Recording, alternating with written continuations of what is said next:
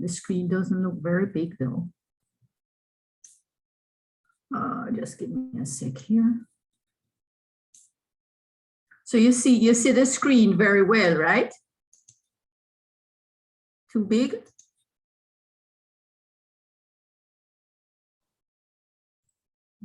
You might need to put it on slideshow so you get a full screen. All right, you want the slideshow? All right, let's work with that. View slideshow. Slideshow here. Okay, so everybody's seeing well now? Yes, sir. Yes, All right, for those who, before I start, you will notice, for those who did not notice before, I have been working on the OUR VLE page. I got the stuff that I needed a couple of days ago. And so I have been trying to see how quickly I can adjust and clean up the page and, you know, to suit our particular needs this semester. So in case I forget, we can now resort to the OUR VLE for discussions. I set up the discussion areas. You'll see the discussion forums at the end of every unit. Those who have already finished their discussions, you do not need to transfer, just continue on, okay? And I would like you to submit your item analysis to your item questions, sorry, to the OUR VLE submission portal, because that is really a file that you're going to submit, right? And then the other group will submit a file too. So just make sure that the headings are clear. It's not in a discussion forum format. It is in a discussion format. It's the assignment number 2 that I inserted a file portal, right? But assignment number 1, which is the submission of test items, and I saw that Tanisha had submitted a document, but Tanisha, I'd rather you paste this, if you can paste the items into the forum so that everybody can see it and everybody can kind of benefit from the comments and the critiques, okay? So okay, Doc, already did. Yeah, thank you so much. And it worked? Yes, it worked. Okay, great, great. Because I was just working on it before I came on a while ago. So try to submit that into the portal, the OUR VLE portal. So starting with assignment number 1, 2, 3, you'll see all the portals that I've set up there. And the discussion forums, just continue, right? Just continue to use the forums. So you'll see forums that you already completed, like Jason's discussion. They might have not had anything more to say, so they would not resort to the OUR VLE. The forum is there for discussion, but just ignore it if you have already completed. All right? Is that understood, everyone? Yes, Doc. All right, good. So moving on now, I want us to look at I don't like it in this format though, you know, Sasha Gay, because I can't get my students on one side. It's taking up everything I have on the. all right, Miss, put it back to how you have it. Let me see if I can, let me just stop sharing. There's a side-by-side mode, I think. Yeah, that's what I want, but my thing does not allow me to have side-by. It says, it comes up automatically in the new setup that they have. They don't have it spelled out. They only have gallery, full screen, speaker. So it doesn't the way it used to. That's what I'm saying to you. They have really changed it up a bit. So, So just keep it as you had it before then. no, I think if I go to the advanced, Dr. Anderson, yes, afternoon. Going forward, since we now have OUR daily, are we going to still be taking our classes via Zoom, or will we have a link in OU Verily so we can get our classes? the link is in the OUR VLE for the class, if you go on it. It takes us to here? Yes, it does. Go on the OUR VLE and you'll see that I drop in the link for the class right here. We continue with our Zoom link, and I put the link in the OUR VLE just for convenience. It's there in the right at the beginning where I introduce myself. All right. Are you seeing it?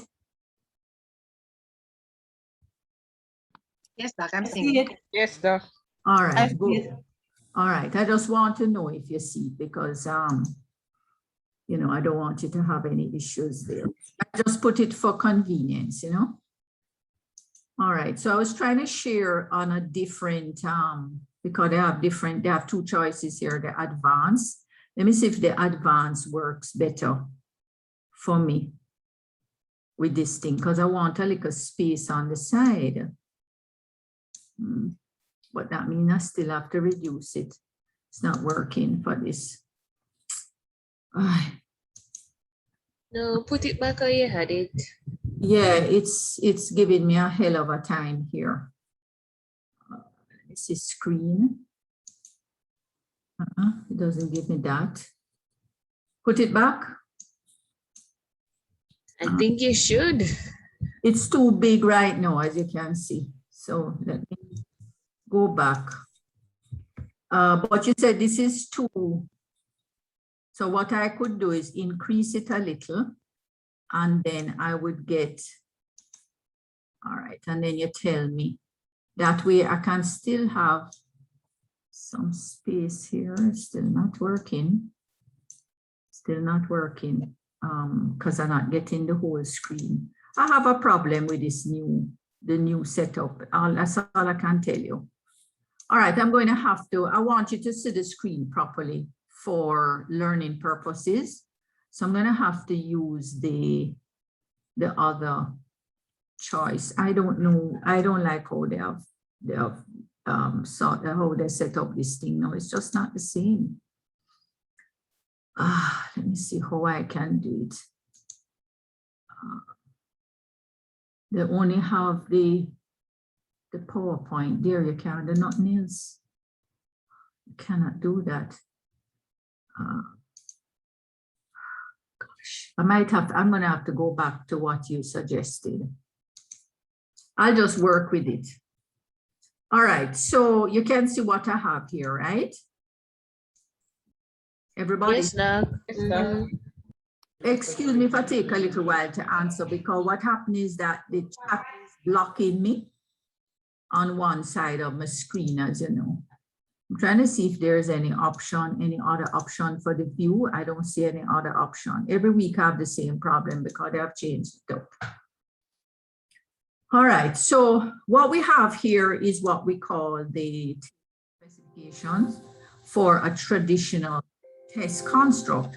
Now, what you see here is a house, right? You see a house. And does it look like a newly built house to you? Anyone? Yes, Doc. Yes. Yeah, it looks like a newly constructed house. And turn off your mics, please. All right, unless you're responding to me. And in having a newly constructed house, what do you think were some of the steps they had to take to erect this house, to get it in form? What do you think, how do you think they started out with the building of this house, the construction of it? Anyone? Just give me your thoughts. They need a plan. They needed to find if the foundation, like as in the soil, if it was good enough to hold the house based on the plan that they had. Okay, so good responses. I heard Shasha Gay when she said they needed a plan. And I heard the other response, which came from whom again?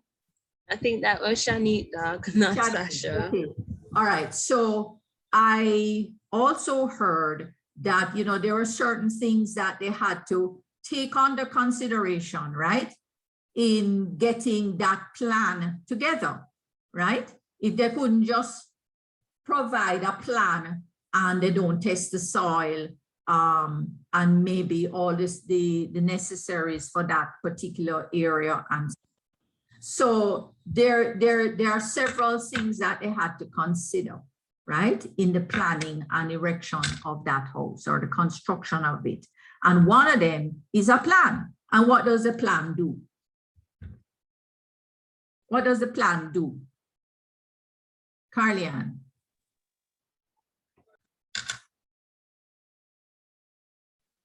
The plan provides a guide in how you're going to go about constructing the house. Yes, and why do you need a plan?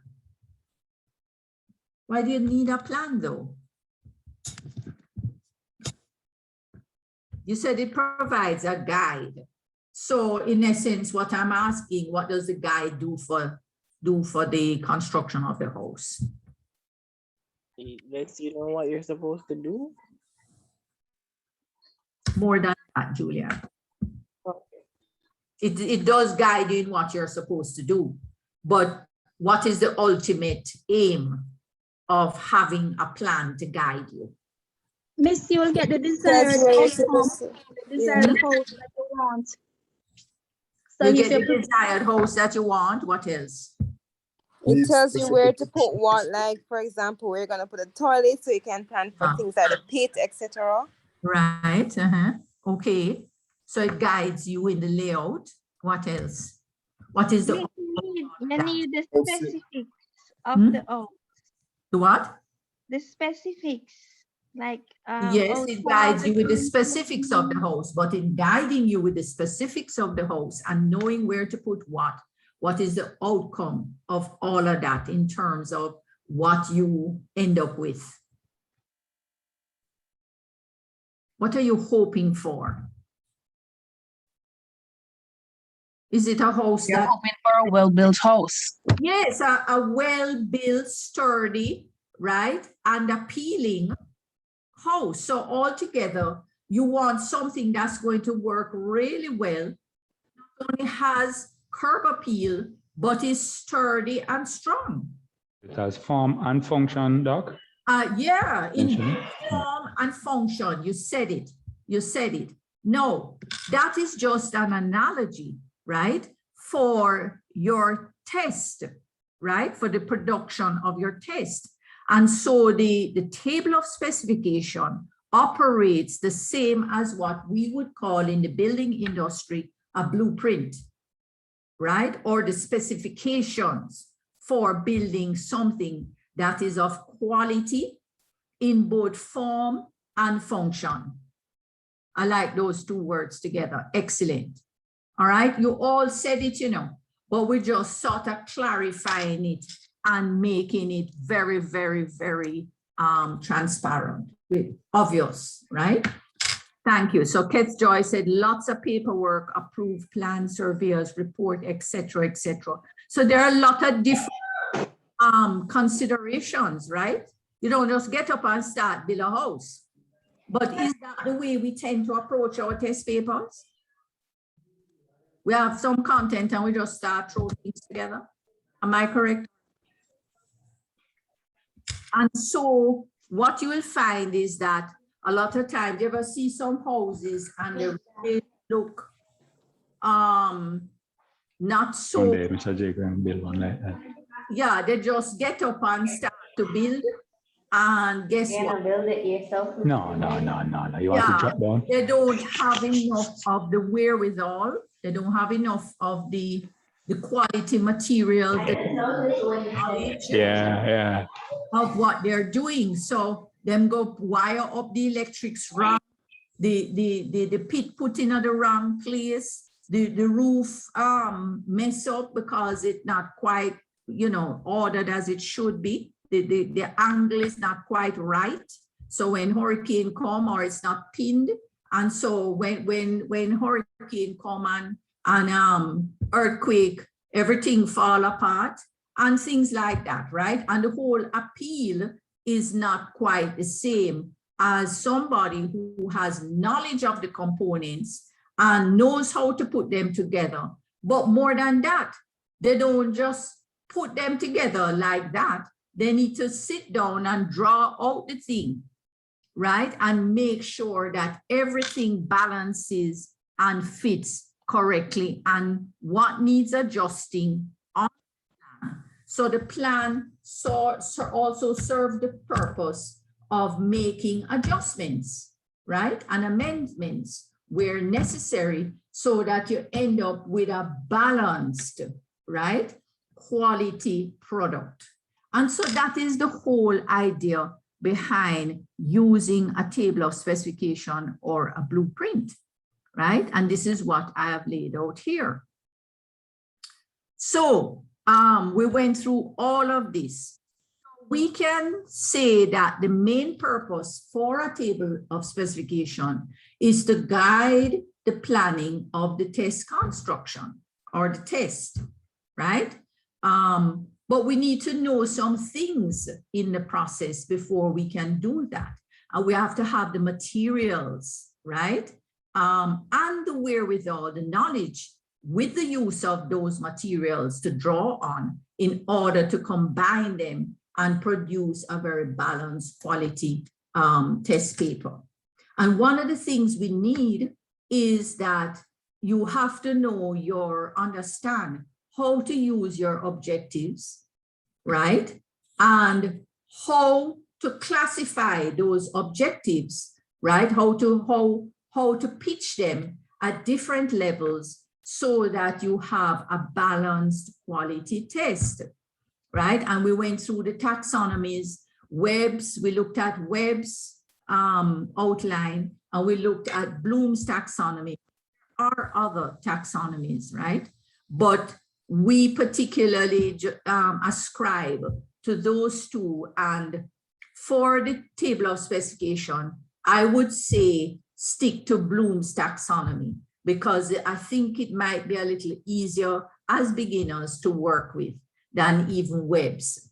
All right. So normally the students will use Bloom's taxonomy for this particular exercise as a sort of starting. And as you become more au fait and fine-tuned to the use of skills and taxonomies pitched at different levels, done in different ways, like how Webb's does it, then you can start to play around, you know, as you become a little more experienced. But I think Bloom's taxonomy, to me, lays it out a little clearer, right? And it helps you to pitch your objectives a little easier at different levels, which is what we are trying to teach you about at this stage. All right. Then another thing you're going to need now, apart from having your objectives, where would the objectives come from? First of all, where would the objectives come from?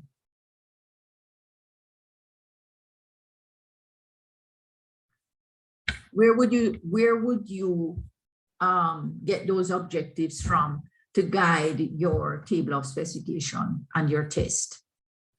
Where would Coming from the unit plan or the curriculum? Yes, or where else? The unit plan, the curriculum. Lesson plan? The lesson plan, yes, the lesson plans. The lesson plans are called a combination of lesson plans that make up one unit, right? Would provide you with ample objectives that you could use to plan out your summative end of semester test. Yes? Yes or no? Can you Yes, sir. Mhm. Yes, sir. Of course. But tell me something. Would you figure that you would be using every single objective that you ever devised throughout the unit plan for the entire semester? Is that possible? on a No, that will make the test overwhelmingly large. Mhm. Exactly. And so what we do is we go for objectives that will provide a sampling. You see that third point there specifies sampling of content and how it will be covered. So what you are going to need to do is to identify your objectives that you plan to use for your test, right? You're going to have to pitch them at different taxonomy levels. They would have been pitched already, but what you have to do is draw on a balance of different levels of taxonomy in order to ensure that you have a balanced test. Get me? And then the sampling of content will be identified, right? That align with your particular objectives, because your objectives automatically define an area of the content. Yes? Yes or no? Who is not following so far?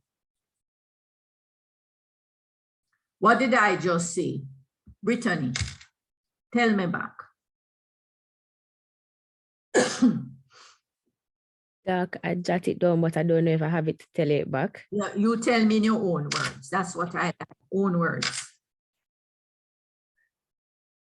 So when we're doing the questions, we need to use the objectives that specify. Are we doing sampling the of questions content. now? So Are we talking about doing the questions? that's what I just wrote down. That's not what I said.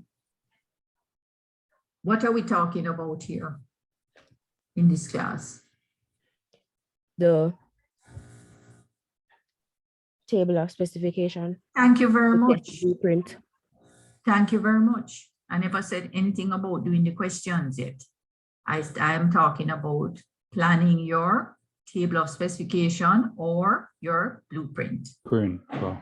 Okay, and I'm trying to clarify for you what are the things you need to ensure that you produce a table of specification or a blueprint, right, of the test that you intend to create, right? That is balanced and something that will be reliable and valid. Everybody with me? And in order to do that, there are three key things that I mentioned. Can anybody tell me one? What is Choose the right objectives. the objectives, right? Number two, what's another? Consider. Different taxonomy levels. You have to consider different taxonomy levels. And you can't cover everything in the one test. Exactly. You have to choose them correctly so that you have a little bit of what you need. So you have to have a bit of samples of And content. so the content sampling is also important. So you're trying to know wager between the three things. You get me? In order to create this very balanced test paper. Start construct item yet, What you're doing now is the planning stage. You are just like how you're planning to construct this building. And the first thing you're going to do is to draw up your table of specification or your blueprint. All right. So, and that is going to now guide the builder. What is that going to do? Guide the builder or the man on the site, the contractor. The contractor. So you're going to hand that to him and he's going to use that and he's going to be able to produce based on what you have laid out for him in the blueprint, a credible, stable, appealing building. It's the same thing with a test paper. Everybody with me? All right. Yes, sir. Okay. So we understand now what is the purpose of a table of specification. And we know that it is to really ensure the quality of your test paper. In fact, the sampling, the balancing of the content that you identify, right, with the pitch of combined taxonomies, the combined pitches of the taxonomy levels is what is going to ensure the validity and the quality of your tests. Well, what does this table of specification look like? Well, as you can imagine, if you are familiar with any kind of table of specification, right, it would look like some kind of a grid, a matrix, a table that has horizontal and vertical elements to it. Everybody with me? And the purpose of it really is that it weights the major content areas of the test in one direction and the taxonomic levels of specific objectives in another direction. And we're going to see that in a minute. Okay. So, of course, I can't see a bat because you guys are in front of me. Okay. I'm going to take out this. No, I don't want to take it out. So here I have laid out for you. Oh, can I reduce this a little bit, like by percentage? Can I reduce the full screen a little by percentage? No? So I'm not sure. I'm looking at the bottom here, if I could reduce it just a little bit. Because there's a, it doesn't give you that option. It only give you the magnifying glass option. All right, I'm moving on. So the test blueprint, what should it have? Let me go back to my other to see what I had there before. Just hold on a minute that I don't miss anything. Okay. Are you seeing all of the screen? You seeing all the screen? Yes, Doc, we see our screen. When you say we're in front here, Doc, what you mean? Mm-hmm. When I say what? Blocking your. Oh, okay. You know where you know how the chat box and the list of persons. What happens is that the two white boxes that Zoom provides. You can move them, Doc. I move them to the side, but I'm not having a side-by-side view, which is what I would love. At the top of the Zoom, it gives you a top right-hand corner. It asks you for the view that you want. Not in this, not in the view that I have it now. Right, so you can change it. So come out of the exit full screen, and it will allow you. So go back in Zoom. The only thing I can do is end. I don't see where I can exit full screen. That's what I'm saying. When I put it in this view, I don't see all that option. When it was in the other view, which I had it before, which you said was too small, I had that option, but I'm not seeing it anymore now. I guess what you have to do is for the presentation, you can go into presentation mode. But I know like Google Slides offer that. I'm not sure if this is Microsoft the presentation. This is the presentation mode it's in, and that's part of the problem. In the other mode, I can separate the two, but you were saying that the screen wasn't big enough because it was showing me other slides, right? And this is what I'm saying to you. I noticed that Zoom is no longer giving me the side-by-side view. Sometimes it comes up automatically when you click, when you're showing certain things, it will come up automatically. But for the PowerPoint, it's not coming up automatically. I don't know, they've changed up the whole thing and it's really messing me up now. I can't use it as well anymore. I don't find it as easy to use. So I wish I had somebody to help me because I really don't see what you're telling me. The three little buttons at the top is only shows you the recordings, the breakout room reaction, start focus mode, disable annotation, hide names, share sound, optimize for video clip, meeting info, end. It does not give me that option on this while I'm in the the full view of the PowerPoint. Oh, sorry, guys. Sorry to interrupt, Doc. There's Yeah. an option. I know this maybe. Sorry to interrupt. There's an option. Remote control. Request Yeah, I remote see that control. one. Would Mhm. anybody help Doc with that? Would that Using work? No, I think it allows somebody to go on your screen, Doc, if I'm not mistaken. But does anybody feel comfortable enough to do that? I don't even see it All in right. this start focus mode. I don't see the remote control now. Button. Okay. All right. Well, well, Share. Seeing it on this. I just called out It everything. says you have to request it oh. from. All right, I normally have remote control when I'm in a different view, but now that I'm in the full presentation mode, I'm not seeing it. Let's just go through with what I have. I can't bother. All right, Doc. Okay, Doc. I can't bother. It's just too much trouble. I'm going to take off the chat if you don't mind, so at least I can see better. I'm still. Yeah, that's fine, Doc. Minimize the chat, yeah, or take it off. Yeah. That's all I can tell you. Choose video filter, video settings. Video settings. Let me see if anything else is there. No. Audio share screen recording, advanced.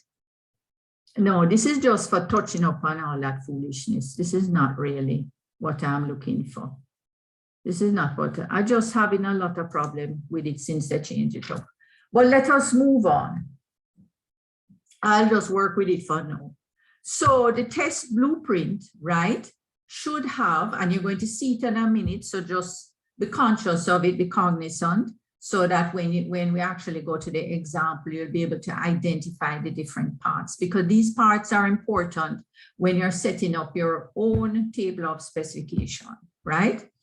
The test blueprint or table of specification, so blueprint is another name for table of specification, and we refer to it as TOS all the time. It should have a title, right? It should really specify, maybe in a little introduction to it, the purpose of the test, right? The aspects of the curriculum or content to be covered by the test. So that is what we refer to as the sampling, yes? Right? Remember, we refer to it as sampling. The sampling, right? And you're going to be identifying that in a minute.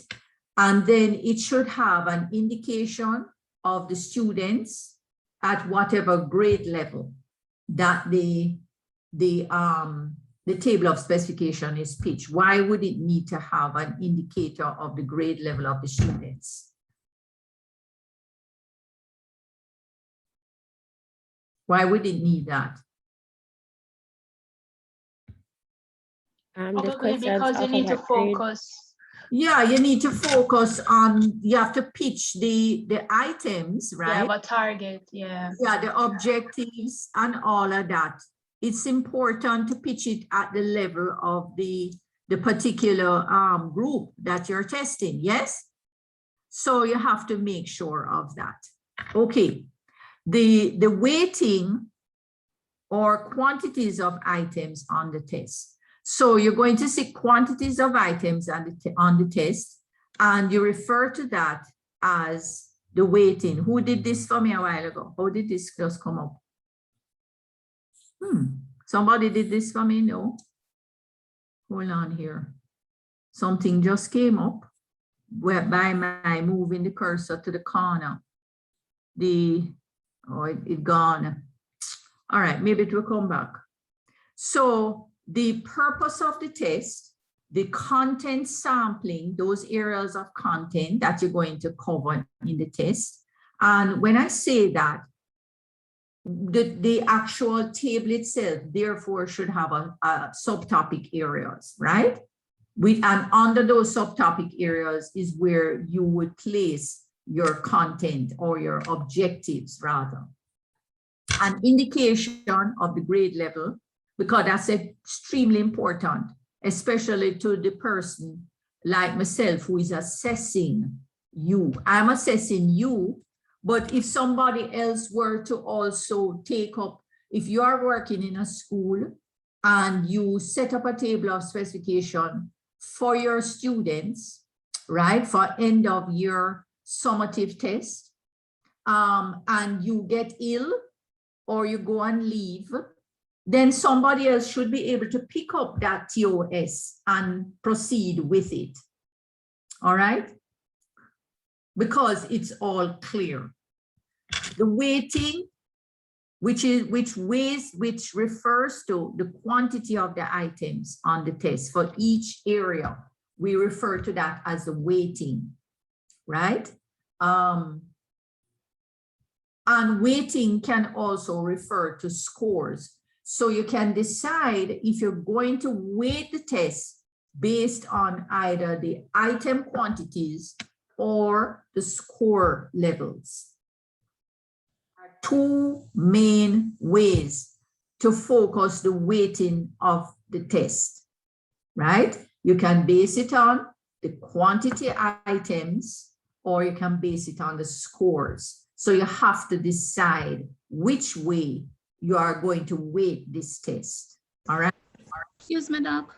Yes, sure. I'm not sure I'm understanding exactly when you say weighting, either the quantities or the score. That's what it means. So there's no other way to explain it. That's what it means. The quantities of items that you decide on each content area is called a weighting.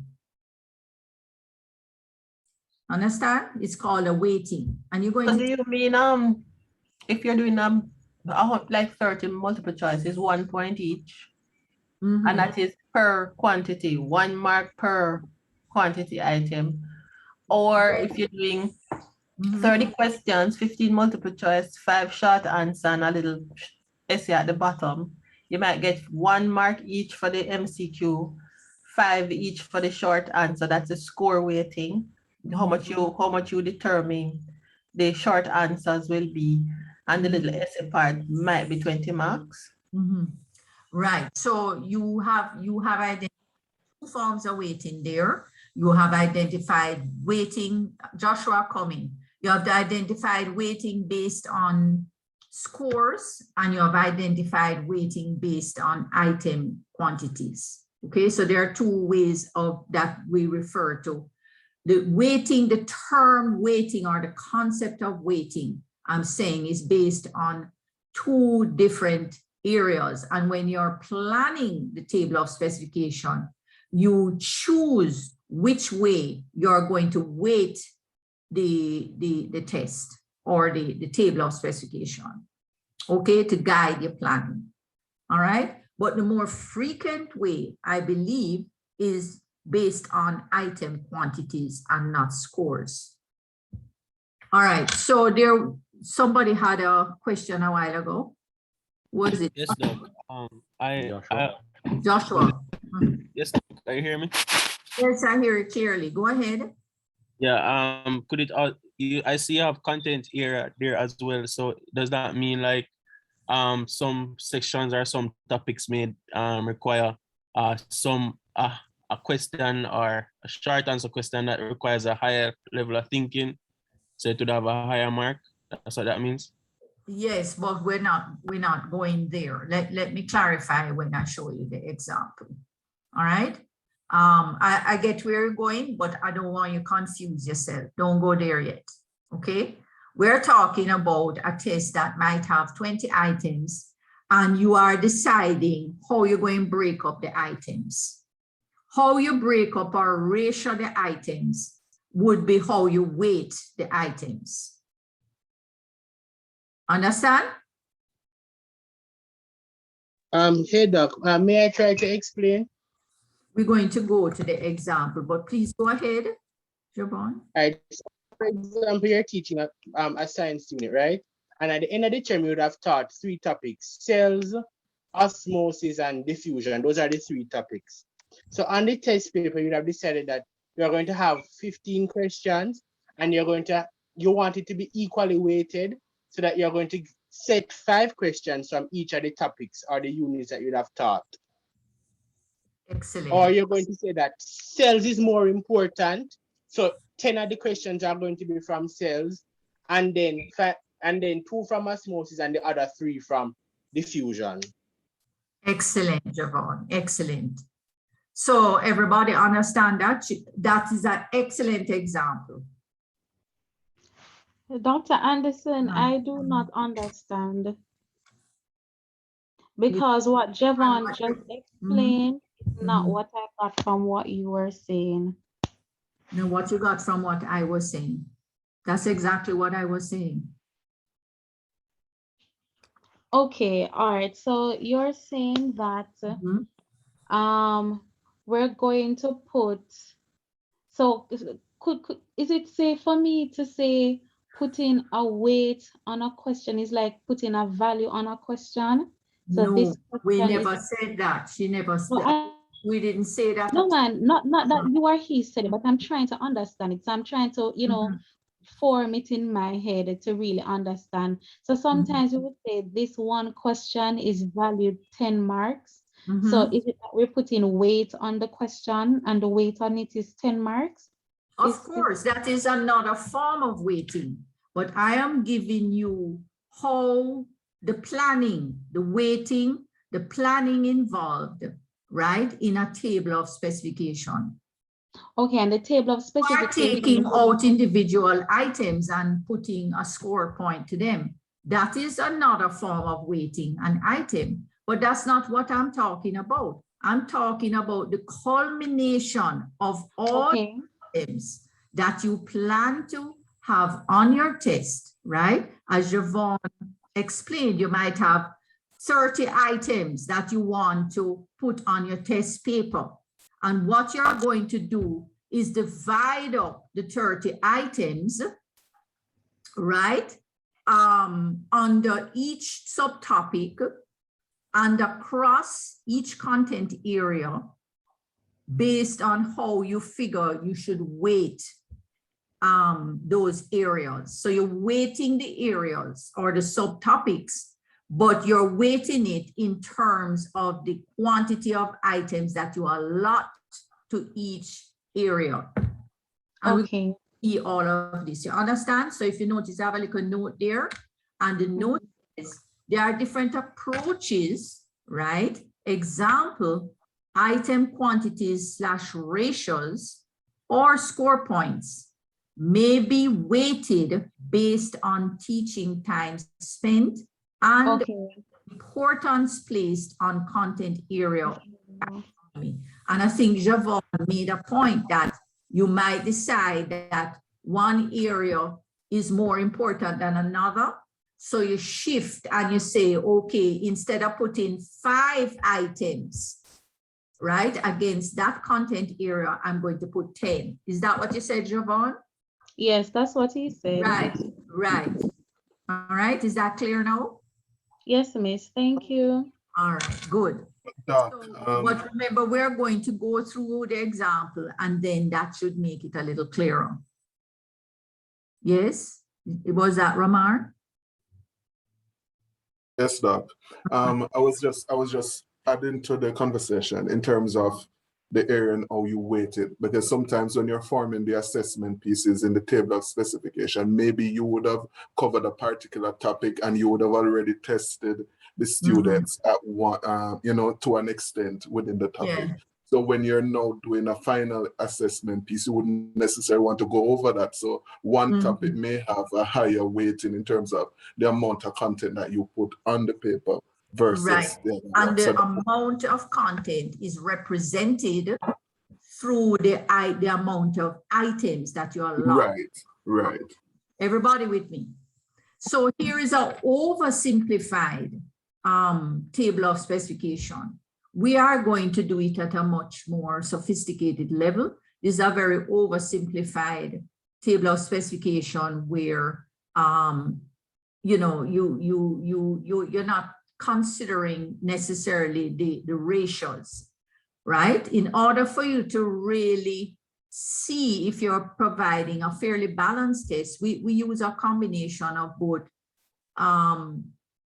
percentage ratios and or item quantities, right? I am going to teach you with the percentage ratios and the item quantities. No, some of us are not very mathematically inclined. There are people here who are in science and people who are in mathematics. Those persons might be a little more comfortable with working out ratios. So I'm going to try and work around, blend the two, right? You have other persons that are in social studies and geography and English, and they might not be as au fait or comfortable with working through ratios, meaning percentages, percentage weightings, right?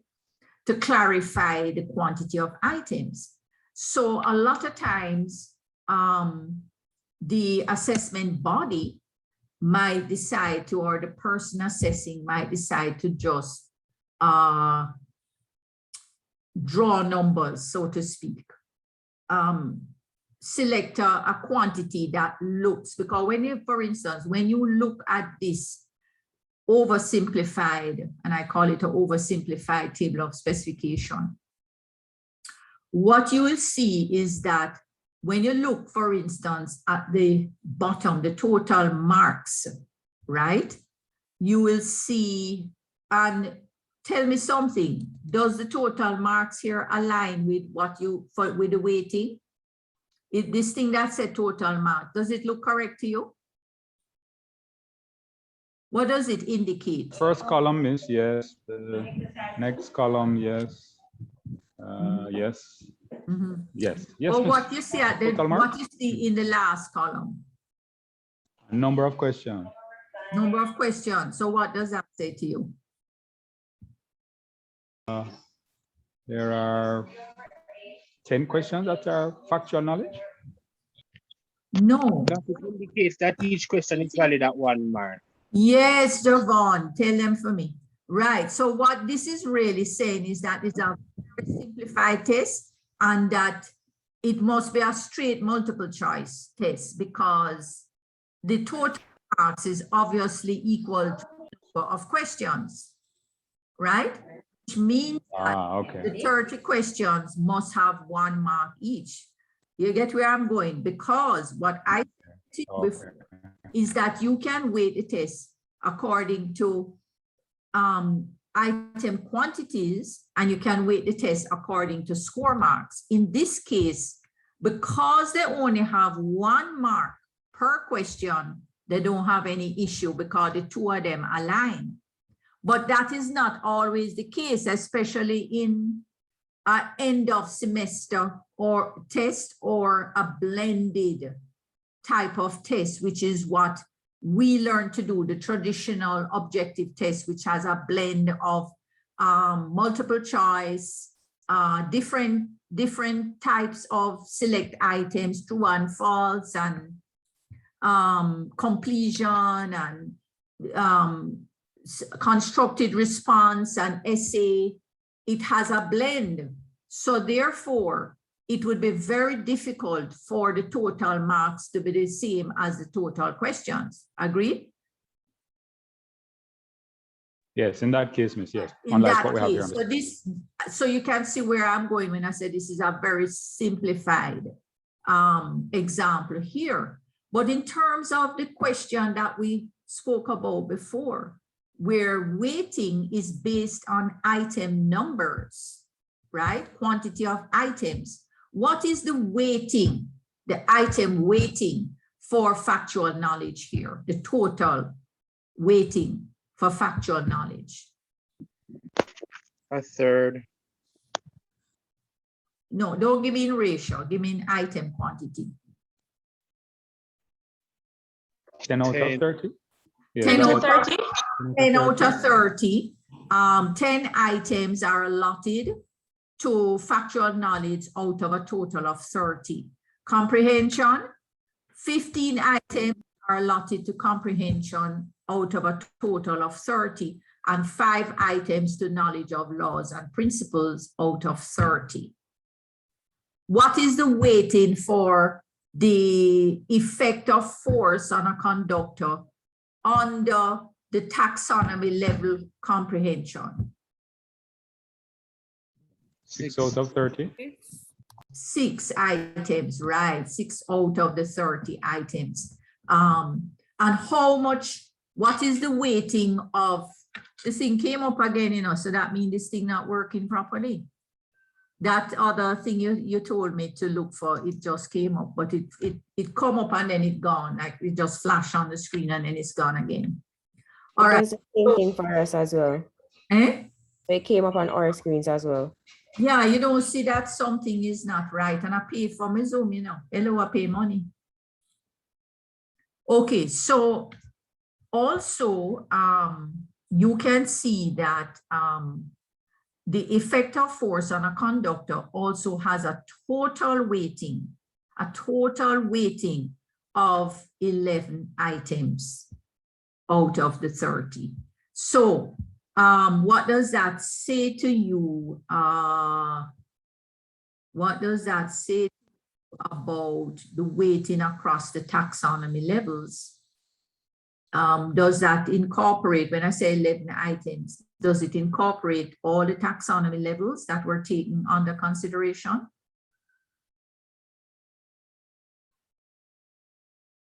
$11 items out of 30 to effective force. Does it incorporate all the taxonomy levels? Yes.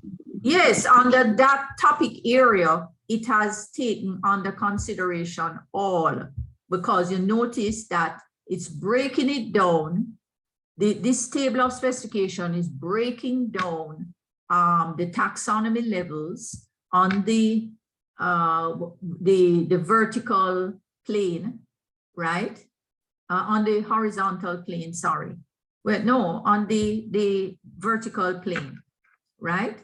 It's breaking it down under effective force on the vertical plane.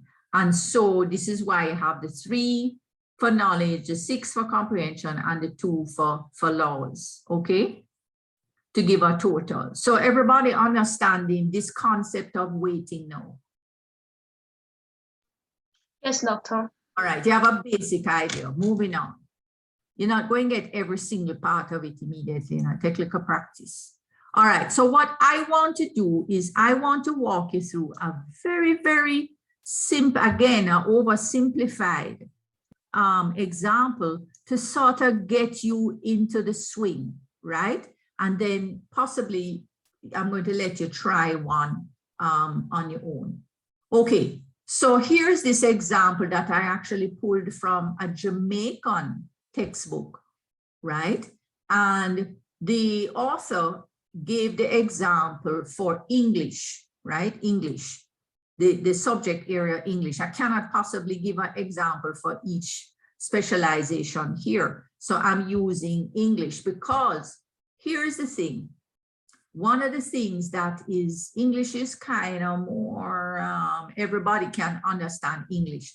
But if I gave an example in physics or you know, social studies, everybody might not, geography, everybody might not understand. And one of the things that is very important for a teacher in developing their table of specification is that they have to be familiar with the content area in order to test on it, right? In order to assess it, they have to be familiar with the students, what they have actually been taught, and with the content area that was delivered. Everybody with me in that, okay? So I'm using this very oversimplified example in English. And the 2 topic areas that the teacher broke down, so the teacher decided she's going to give her students a little assessment, right? A test. So she decided that she's going to break her topic area into A, story, and B, characters. So those are her 2 subtopic areas. All right. Under the 2 subtopic areas, the next step the teacher would have to take is to clarify what are the objectives that she's going to test on the paper. So the teacher sets out 4 objectives, right, that fall under the story subtopic area. And the teacher sets out 3 objectives under the subtopic area of characters, right? Was the 2 subtopic areas, do they align with what I just said before? Let me go back and look what I had there before. Oh, yes, right, story and characters. So that's correct. I just wanted to make sure I had it correct. So the first objective, and I call it, is to state certain facts about the plot. The second one is explain certain words and phrases in students. So the teacher, when she was writing it, or he was writing it, he would have written it in a format that would sound like students will be able to, or students will, right? Some persons say students should be able to, right? And it's not exactly incorrect, but I think that at one point, the assessors from the ministry had written a book to say that they had agreed that the word will is the better term to use, because when you are assessing students and you're writing those objectives, you assume mastery. You assume mastery after the teaching. Anybody from the ministry or so, or in the classroom, that has any comment on that?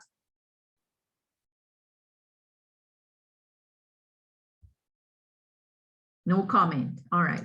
So if you look, for instance, in the Rose curriculum, I don't know if anybody has ever heard of it, but the Rose curriculum sets out the order that objectives should be written in the form students will. So you say students will state certain facts about the plot.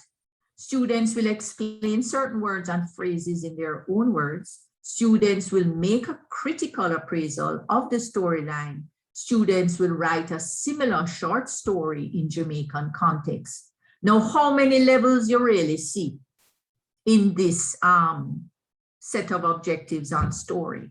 How many levels of taxonomy or cognitive levels do you see there? Anyone? All 6? Bloom's taxonomy. You see 6, there are only 4 objectives there. Remembering. Remembering, why?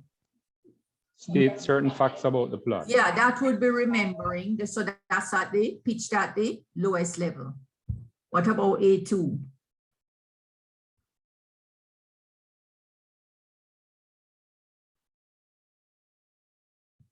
A2? Explain That that. would be comprehension. Yeah, the understand, because if they're able to explain it, I'm assuming the Understanding. Yeah. You have to use the most current taxonomy chart. So we using the verbs? Bloom's up-to-date chart, which is the verbs. Okay.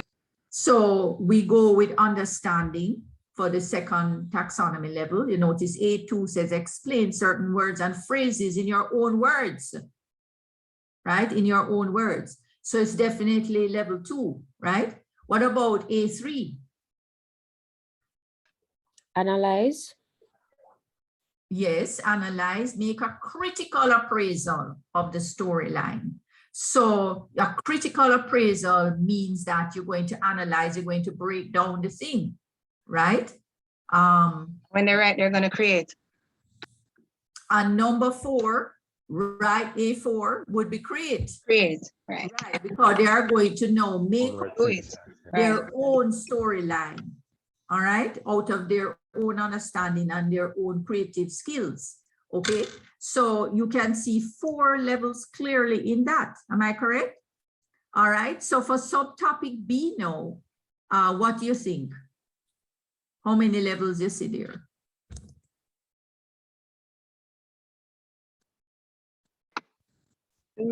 Three. I see write character sketches. So that one would be the create. That could actually be create, don't it? Right, because if they're gonna do it, yeah, I don't know. Yeah, but they are not making up the correct character The sketches. information is there, true. The information is there. Would so be given, right? I'm not sure if I would put that one at That's great, but The perhaps it could be application. applied. You're right. It could be because they're using the information provided and they're now putting it into a Right. They're all an they're really application. doing is explaining, right, based on what they know from the story. So it's a kind of I would in between there. Application, yes, I would put it somewhere around application. What and then compare. Analyze. Compare is always analyze most of the time, and evaluate is just below create, right? Right. Comes below create, so you can see 3 levels here as well. Okay, so moving on. So the first thing you need to do, you need to clarify what are the objectives I'm going to pull or draw on from my teaching over the semester that I had been using over a period of time or throughout the semester, right? You can't go and pull on objectives that you did not teach, okay? Because that would make your test invalid, immediately invalid. It has to be what is taught, okay? So you're going to pull on those objectives and you're going to use those objectives now to guide your table of specification. So what you can do is, the first thing is you draw up the table of specification, right? And you notice here that I have a little table drawn up, right? And what you notice about the table now, you notice the table have some things in it. Oh God, I wish I could just work with this thing a little better. The table has, can you see the top of the table? The table has on the left, this is how I set up my table of specification. This is how I like it. I find that it's really clearer this way. So now when you go into a school, or if you're already in a school, they might do it in a slightly different format, but the whole concept is the same, basically, right? So once you kind of understand it one way, then you can start to reshape it, or you can start to appreciate what another body of people might do if they decide to reformat it, all right? But you are getting the concept, and you can even look at theirs and critique it to see if it has all the necessary components in it. So it must, at some point, show you the taxonomy levels in some form, right? And we are using Bloom's taxonomy on the left here. You notice it has all of the levels there. Then it has the subtopics, right? Because you cannot set up the table without clarifying to your reader and your planning committee that you're submitting the thing to show them what are the taxonomy, what are the subtopic areas that you plan to sample, right? And those subtopic areas that you plan to sample, right, starts with clarifying what are the objectives that align with those subtopic areas. So you have to balance between the objectives that you choose, pitch them at a balanced level. In other words, the 3, the 4, the 5 that you decide to use under one subtopic must be pitched in a sort of balanced way, blended, right? You don't want to be pitching the objectives at just one level, especially the lower level. You want to always make sure you have a combination, right? You can't get in everything, that's not expected, but it must have a fair balance. You're working towards balance. And then under the subtopic characters, you're going to also place your other objectives there. And what I have done is to just insert columns for the total weight based on the item quantities, because we have decided we're going to use item quantities, right? You could then take those item quantities and put them in another column, right? and develop your point system, your scoring. But the scoring in this case would not necessarily have to do with the item quantities that you decide on. It depends on what your school requires or how you decide, okay? So you're deciding first though that you're going to use your item quantities to guide you first. And once you have those item quantities in place under their respective subtopic areas and aligned with a balanced level of taxonomies, then you can always go to the next step, which is to work out your score points. All right. Okay, so you must draw up your grid to guide the process. Oh Lord. So here you can see I put in step 3, draw up your grid to accommodate both your taxonomy levels along the left vertical column and subtopic headings along the horizontal as shown with specific objectives. Also insert columns for weightings for the item quantities, then the item types and score points as shown. So we move into the next step. So in the next step now, what do you see here? You see here that I have drawn up my table of specification and I have now inserted. Objectives. What have I done? What have I done here in the next step? Say it loud for me, Amelia. What does this next step show? Me alone talking. It's a But match if- the no. objective with the taxonomy level. Yeah, I match the objectives with the taxonomy levels and what else? Miss, you inserted them in the respective fields. In their respective subtopic areas, right?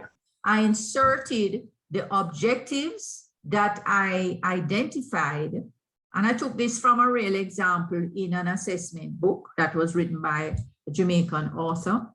I inserted them under their respective subtopic areas and aligned with their respective taxonomy levels. So you can't just go and put them any and anywhere in the table. They have to be placed to align with their subtopic areas and their taxonomy levels. So you see what your table of specification is shaping up to look like. And for purpose of our assessment here, I'm telling you from now, please to code the objectives in some way, like how I have it here, or if you have a better way that you can do it so that you are guiding me, the assessor, so that I will not make you lose marks. Because if I don't see the alignment and I cannot follow your process, right? Then you're going to have a problem because I cannot give you the points if I cannot follow the process of what you're doing. So you have to use your codes. And here what I've done is to code them as well with the A1, A2, A3, A4. Why did I do that? I did that as a suggestion for when you get to the test paper itself, and I have to look across at your test paper. Beside each question, maybe at the end of each question, you could have in brackets say A1, and I would be able to identify that test item with its specific objective. And from that, I would be able to assess, evaluate if you pitched your test item at the right level. Everybody with me? So that way I can follow the process of what you did. And it's clear. If you do not code, find some key, you can call it a key if you want, a key for setting up your objectives and showing the codes for it in your test paper. When we are assessing you and marking you, if we cannot follow the process and we don't know which item is to go with which objective, you're in trouble. You're going to lose marks. It is placed in the assignment, and I am clarifying it as I go along right here now. I'm impressing upon you, students, year in, year out, you say the same thing, you write it in the assignment, and they still give you a test with no coding on it, so you don't have a clue. You don't know what their intention is on the test paper, what items that they created to fit which objectives. Everybody with me? Okay. So, this part of it so far is clear. Yes? Yes, Doc. All right, good.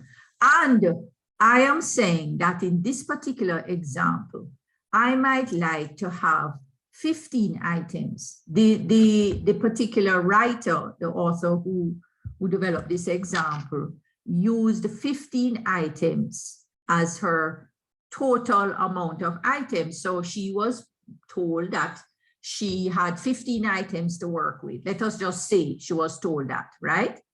Or for some reason, she decides she's going to give her students a 15-item test, right? And Excuse me, Doc. Mhm. I have a question. Go ahead, Akeem. So I see where you have write character sketches Mhm. under remember, but I think we initially discussed that it would be Yeah. under apply. Yeah. And I think you know there that particular one might be a little controversial. So in fact, I think that the example that the author gave, she Yes. had it there because I actually took this example not from my own, you know. Okay. I would be controversial with you there and say that it's possible that that could have been put on the application, right? Yes. Maybe the person was thinking, well, they're just remembering the characters. But it does take a certain amount, it does take a certain amount of understanding of the character to be able to write a sketch of them, yes? Yes. And so I would say that it should be at the very least under understanding. But because I took it straight from the particular author's book, I was not necessarily privy to change it, you know. So Understood.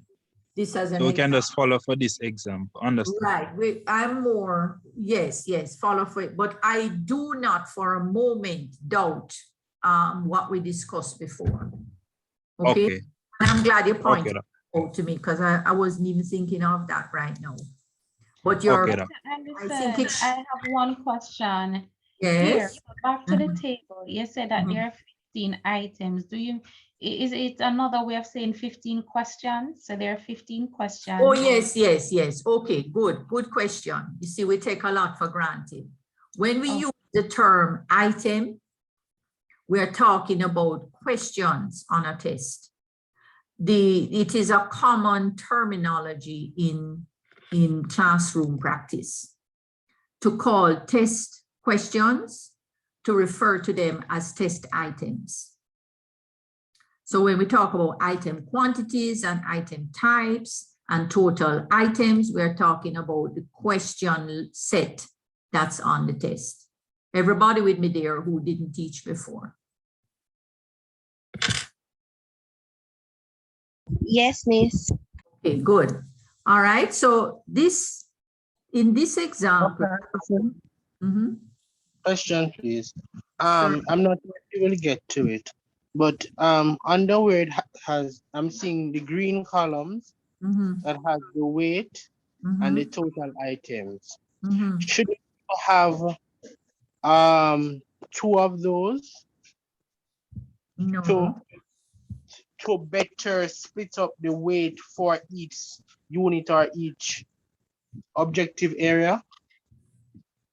All right, what you're seeing here, Javon, is the total items that are going to be weighted against the entire content areas and objectives. So so the column weight would be the total weight for all the remembering, all the understanding, etc. Right? Yes. So how asking, wouldn't it be better to have, I don't know, the difference or to differentiate if the total weight out of 60 would be 10 for remembering, that 5 would go for story and 5 for character or whatever the case may be. Yeah, but we don't weight the test yet. We're only giving you what the school allotted. So I'm saying to you that in this example, let us say that the school assigned 15 items for this test.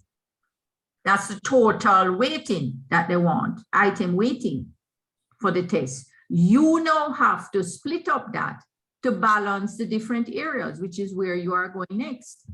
Oh, and where would you put that on? Because I'm not seeing a place that it would go on the table. Oh, you mean you don't see a place that it would go? Where do you think it would go? And how do you think we would split up the items? Where would they go when we split up the items, guys?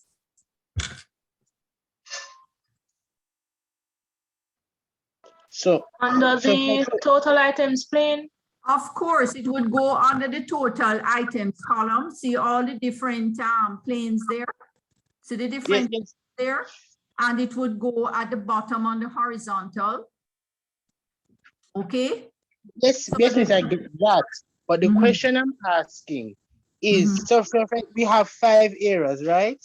And so we are going to split the 15 equally. So that'd be 3 each, 3 items each for each taxonomy, right? Where would you identify of the 3 items, how many would be for story and how many would be for character? You tell me, somebody tell me. He's asking, where would you identify on the table how many items would be allotted to story and how many would be allotted to character? Somebody already said it. Those are two total items. Yes, please say it loud. Yes, but that would be for both. So it would just encapsulate all the total amount then, Miss. It wouldn't specify how many was for story and how many for character. I think that's what he's asking. Off with a total. And Javon is asking, where would you split it up? Again, story and characters. Where would you split it up and identify it in the table? That's what he's asking. Item types and times quantity times scores.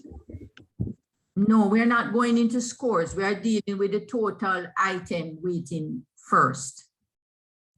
On the weight? There is weighting on the left here, right? And there is total item. They mean the same thing. You see weight here on the left beside taxonomy? It means the same thing as to the right, total items going down. Okay? So we have all of these empty spaces here, right? That says total items, or if you want to use the term weight, but they mean the same thing. Okay? And at the bottom of the table, Javon, pay attention, you will see that there is a totals against the horizontal plane.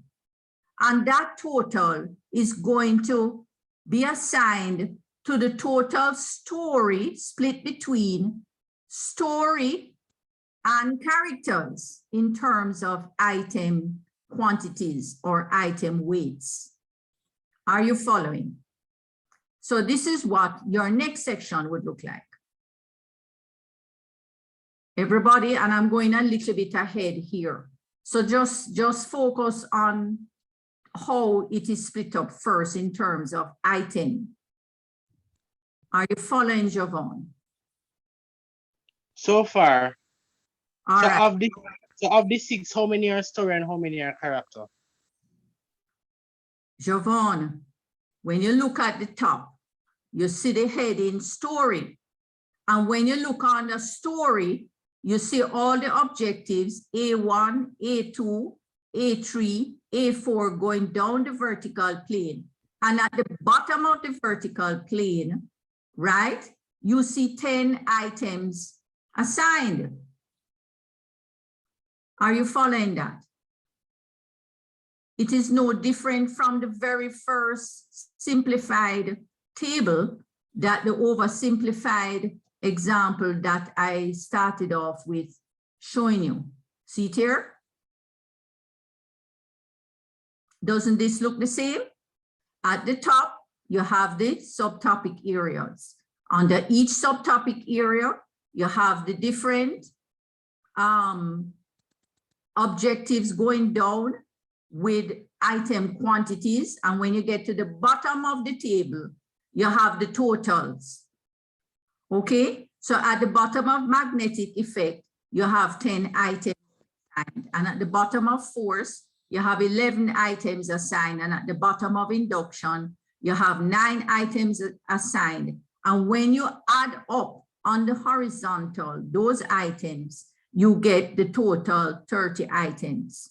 And if you add up going across the horizontals, all the horizontal planes, you end up with 10 items for knowledge on that taxonomy level, 15 items on that taxonomy level, 5 items on knowledge of laws. And when you add up that on the vertical again, you come back to the 30. So the point is that your item quantities working vertically and working on the horizontal must come back to your total items for the entire test. So let's go back to the little bit more involved example. Let's see if I can go back to it. Okay, so we are here. We are here. Everybody with me now. So well, let us look at this one now. When you look at remembering on the horizontal plane, you see A1, and the A1 is assigned to story. On the understanding taxonomy, under story, you see A2. Under story, for evaluating, you see A3, and under story, for creating, you see A4. And when you get to the bottom, right, we start at the bottom with the totals.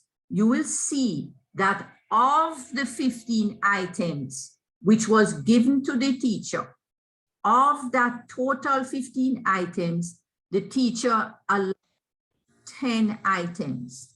And of the total 15 items that the teacher got, right, for the test paper or was assigned to the test paper, the teacher allotted 5 items. And when you add up the 10 plus the 5, you come back to the 15 items that was assigned to the entire test paper. Everybody following that so far? Questions? Any questions? I see some things in the chat here. Okay. Dr. Anderson, you said earlier that the school would give you, at this point, the school would give you, maybe your HOD would give you this mandate, and then the next slide, I'm assuming the teacher gets to decide what types and the number of questions would go to each. The school, is that what you're saying? In reality, this is how they give it to the subject teachers? No, there is no set thing. There is no set thing. I am suggesting that it might be a case where the teacher was assigned 15 items. Sometimes a school might have a standard that they use, or just from history, the usual, right? So in our case, like at UE, we normally develop a 30-item test, multiple choice for this course. Remember I said you didn't get the test this year? Normally it's 30 items on the test, okay? So maybe normally based on the history or based on just what the teacher decides, she's deciding, or he, that they're going to develop a 15-item test. Or there might be be assigned by the school. The point is that the total is assigned. Okay, you start off with a total amount and it can be assigned by the school, or it can be just out of your own, you know, your own undertaking that you decide you're going to use a total of 15 items for your test, right? So I am saying to you, in this case, I'm teaching you how to do it with an assigned amount, okay? So that if it comes to that and you're assigned, like how I usually have to go with a 30 item, because that is the coursework assigned type of test that we normally give. We usually use 30 items. So between us, we develop the quantities of the items. But me now have to take that 30 item or that 15 or whatever is given or whatever I decide on for my total, and I now have to break it up.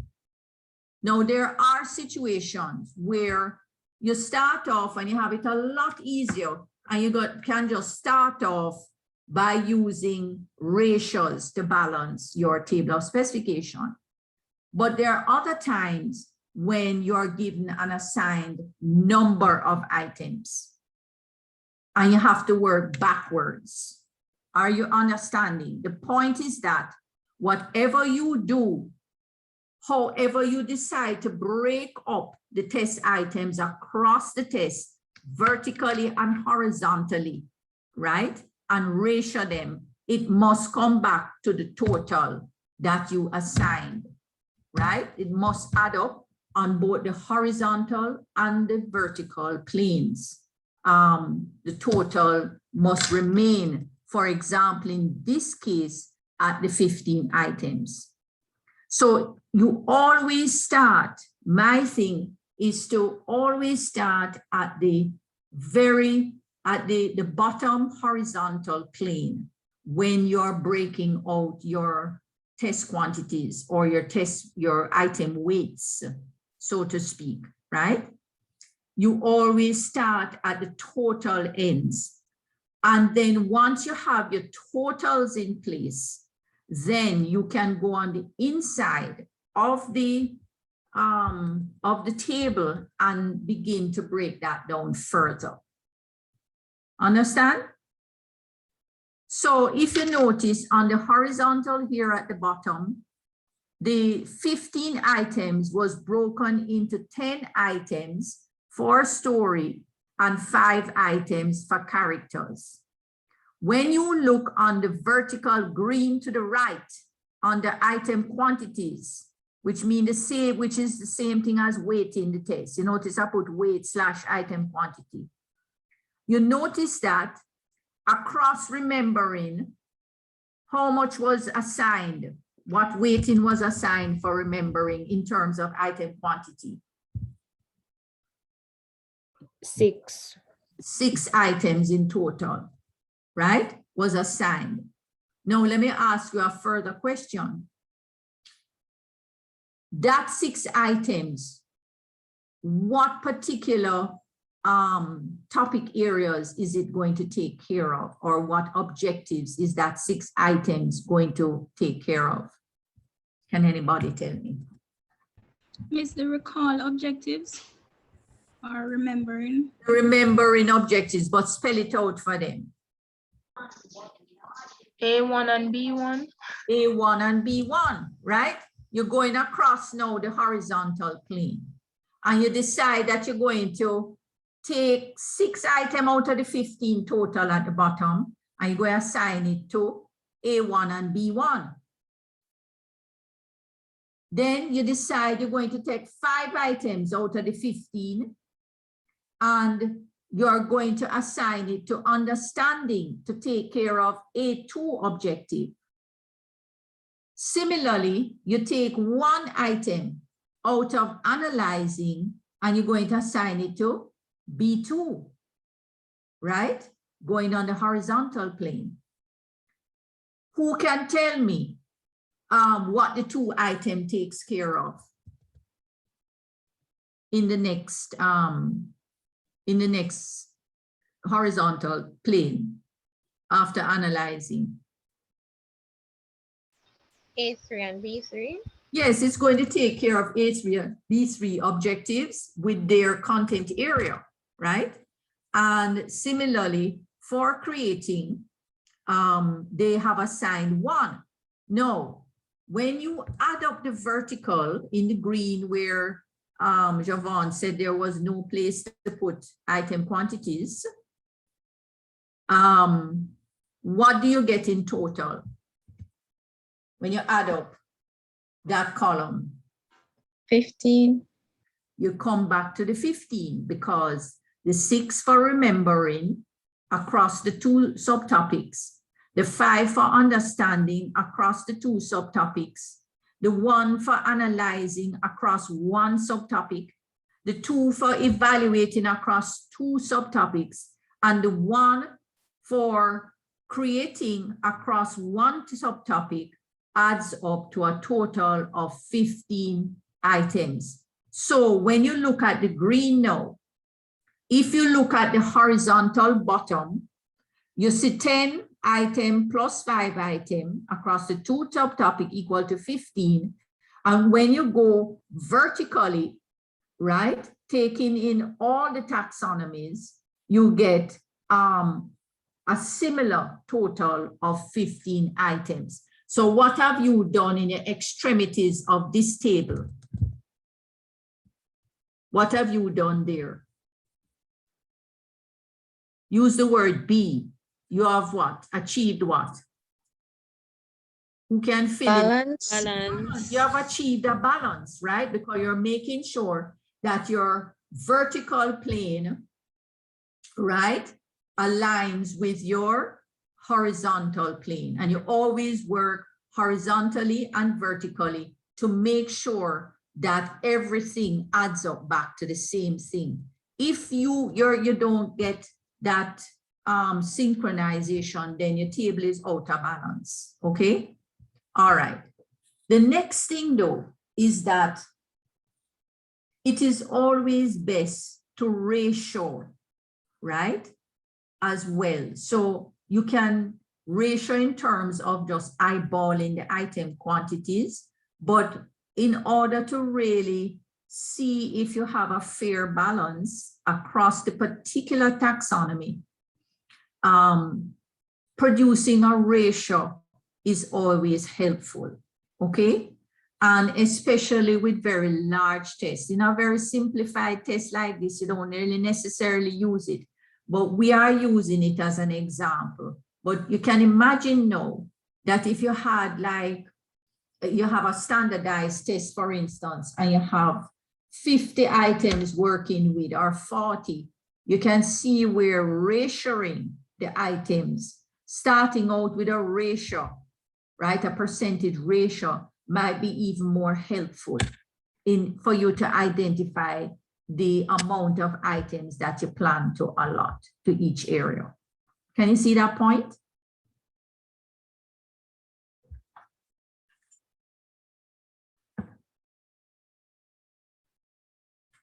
Can you see that point?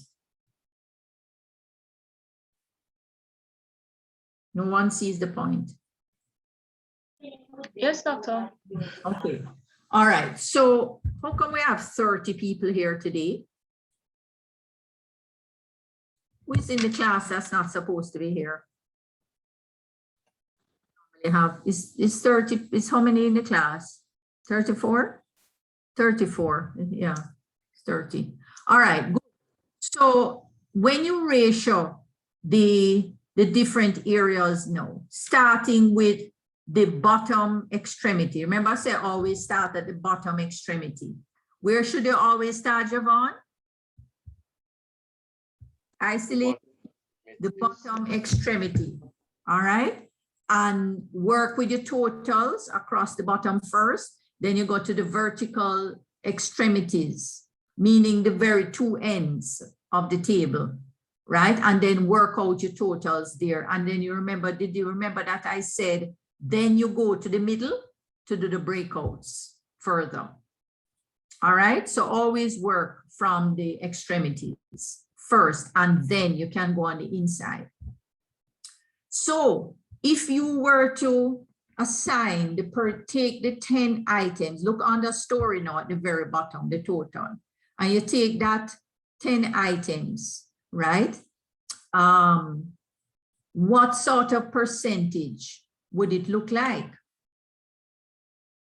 Right? What sort of percentage would it look like? How would you work out the percentage?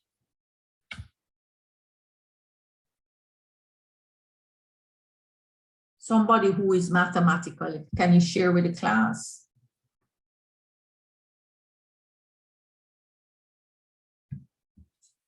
How would you get to that percentage?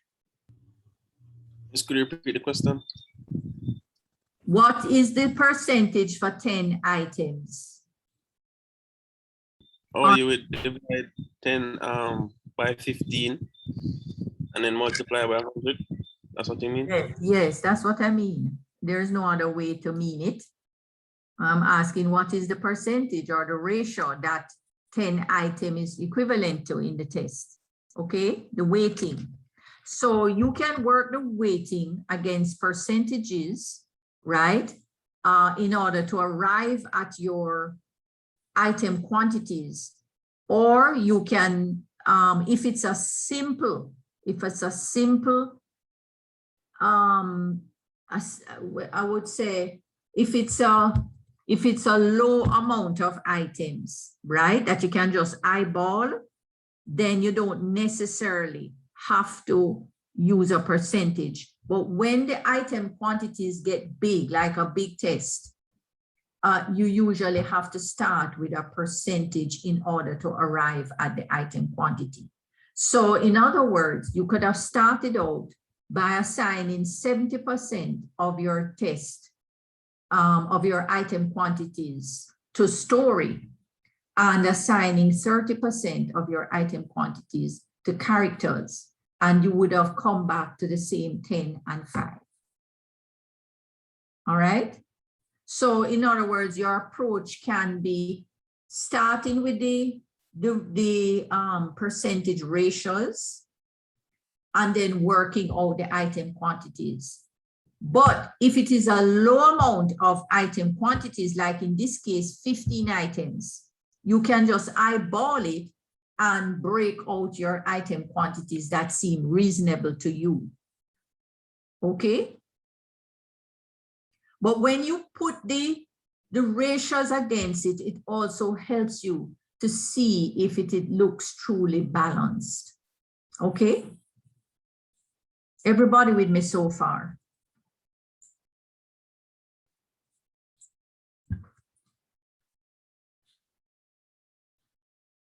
So let us go now to 5 items. How did we arrive at, how did I get that 30% there for the 5 item? 5 divided by 15 times 100. Right, and that came to 30. So you see that the 70% and the 30% is equal to 100%, and that 100% is the equivalent of the 15 items. Similarly, how did we arrive at 40% across remembering? I don't know the Ileana, I don't remember this person. Are you new? Eliana?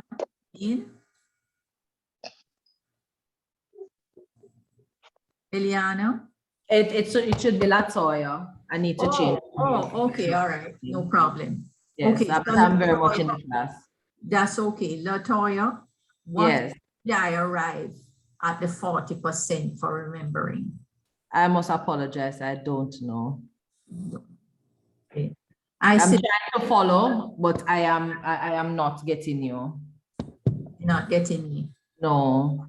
I asked the question several times. If people are with me as I went along, I expect you to say something if you're not following. Because once we pass a certain stage, it's kind of hard to go all the way back again. So somebody else, can you explain to Latoya, please, how we arrived at 40% for remembering. So if you look at the questions, the amount of questions you have, the quantity of items for remembering, you see that it is 6, but you know that on your test you have a total of 15. So to find the percentage that would represent it, it would be the 6 questions that you have for the remembering over the total, which is 15, and you just multiply that by 100. Understand, Latoya?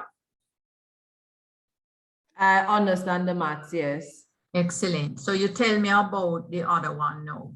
Across understanding, the taxonomy of understanding.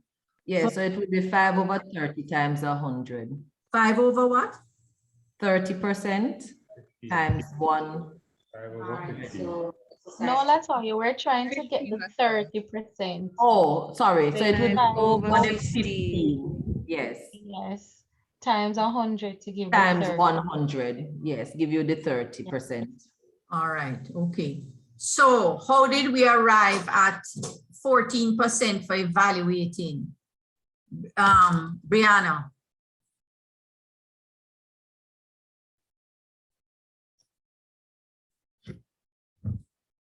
Brianna, are you there?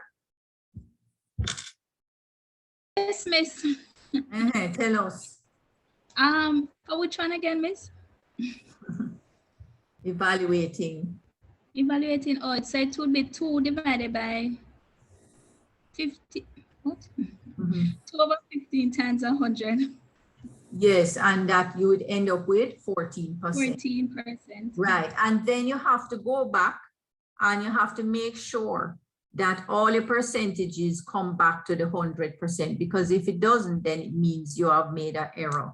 Okay, so I'm saying to you, you have 2 approaches. If your test paper does not have a lot of items, then you can just start by eyeballing and dividing up the items in what looks like a fairly balanced way.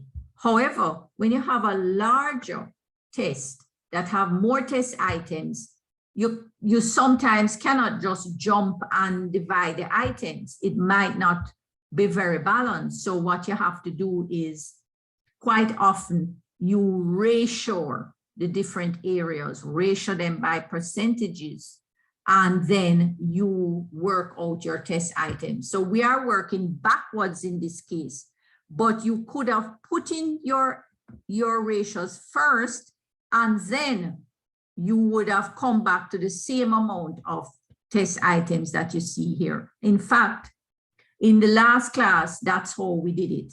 We didn't do it backwards like what I'm doing with you. Okay, I'm just making the point that sometimes it's not necessary for you to start off with these ratios, because the item amount is so small that you can just sort of, eyeball how they should be divided. Okay, this is just for the purpose of learning the process.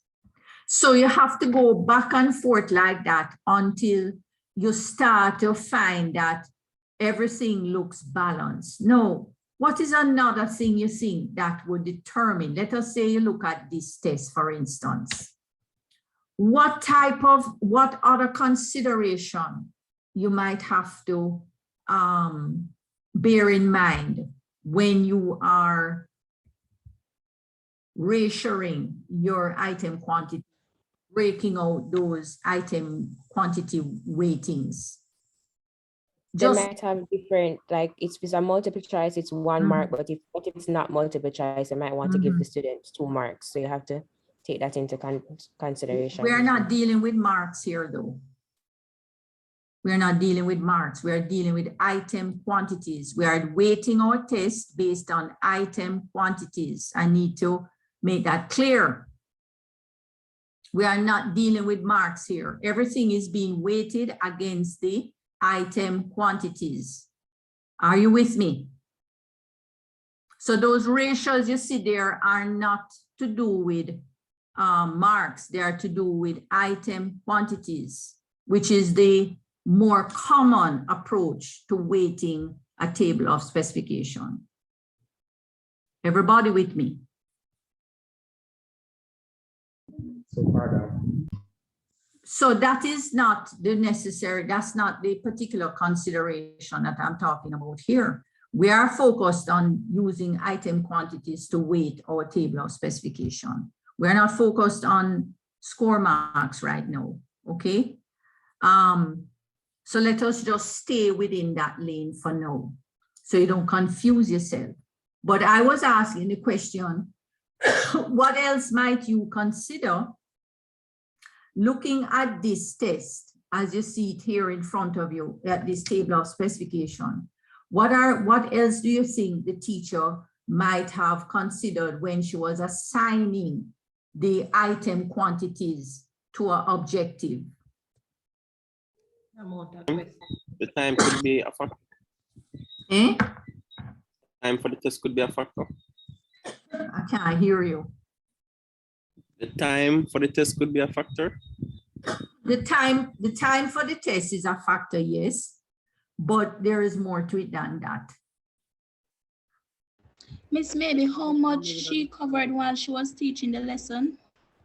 No, we're dealing with the item quantity now. The item quantity, yes, I can see that point. You're right. Maybe she might have to consider how much covered. So the teacher might want to make sure that there's a certain amount of items to take care of the amount of content, right? But there's also something that's staring you right in the face, and that is the item types. If you look at, for instance, let us say you looked at the first objective on the characters, and it said write character sketches. No, the teacher might decide that she have 3 characters, and so you know she's going to need 3 items because that is an open-ended question, right? That's an open-ended objective.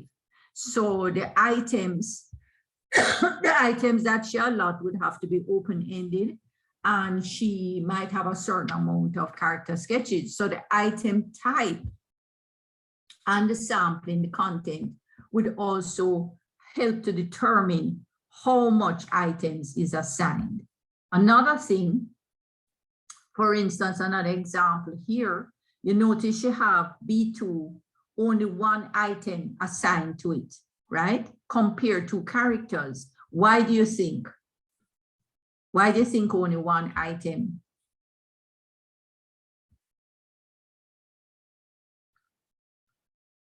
Was assigned there? Anyone? The number of objectives. No. 1 question. Yeah, because the teacher obviously decided that she could only use 1 question, right, for that objective. And that 1 question would be an open-ended question that is going to ask something about comparing 2 of the characters in the story. So she can't use more than 1. In this case, you can tell just by how the things are allotted, right? Similarly with B3, okay?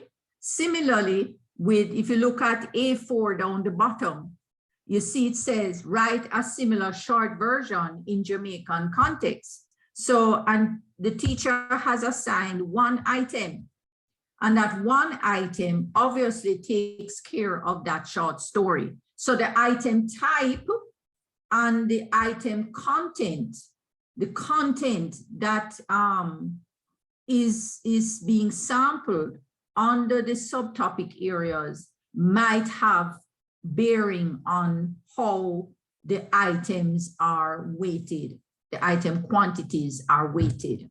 Say in a test like this. If it was straight multiple choice, it might be completely different.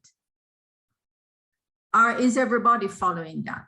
No, there's one other consideration, however, and that one is frequently used. And I think somebody said it before, I'm not sure.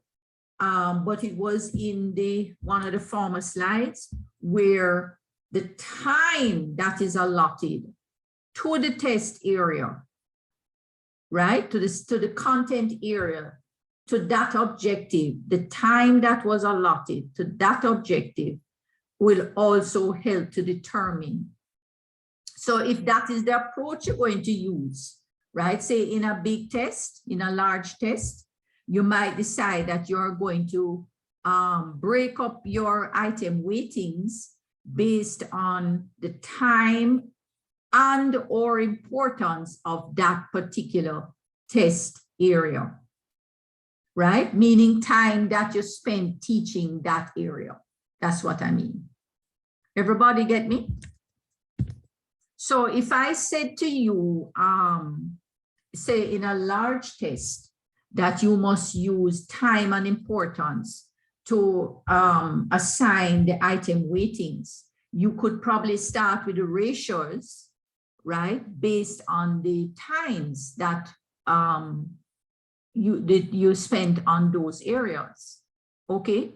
So if you spend, say, 5 hours on A1 objective, then and the total time spent for the semester was 35 hours, 32 hours. How much again, Sasha, again? 32 hours or 36 hours.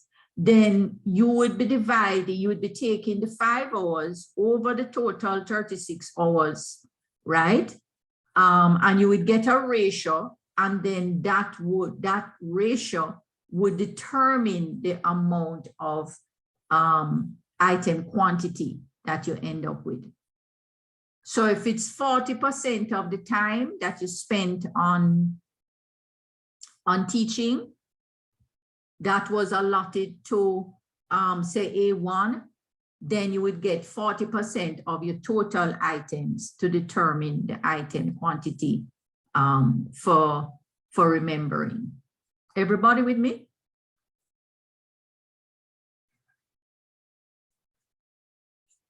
So in other words, you have to exercise a lot of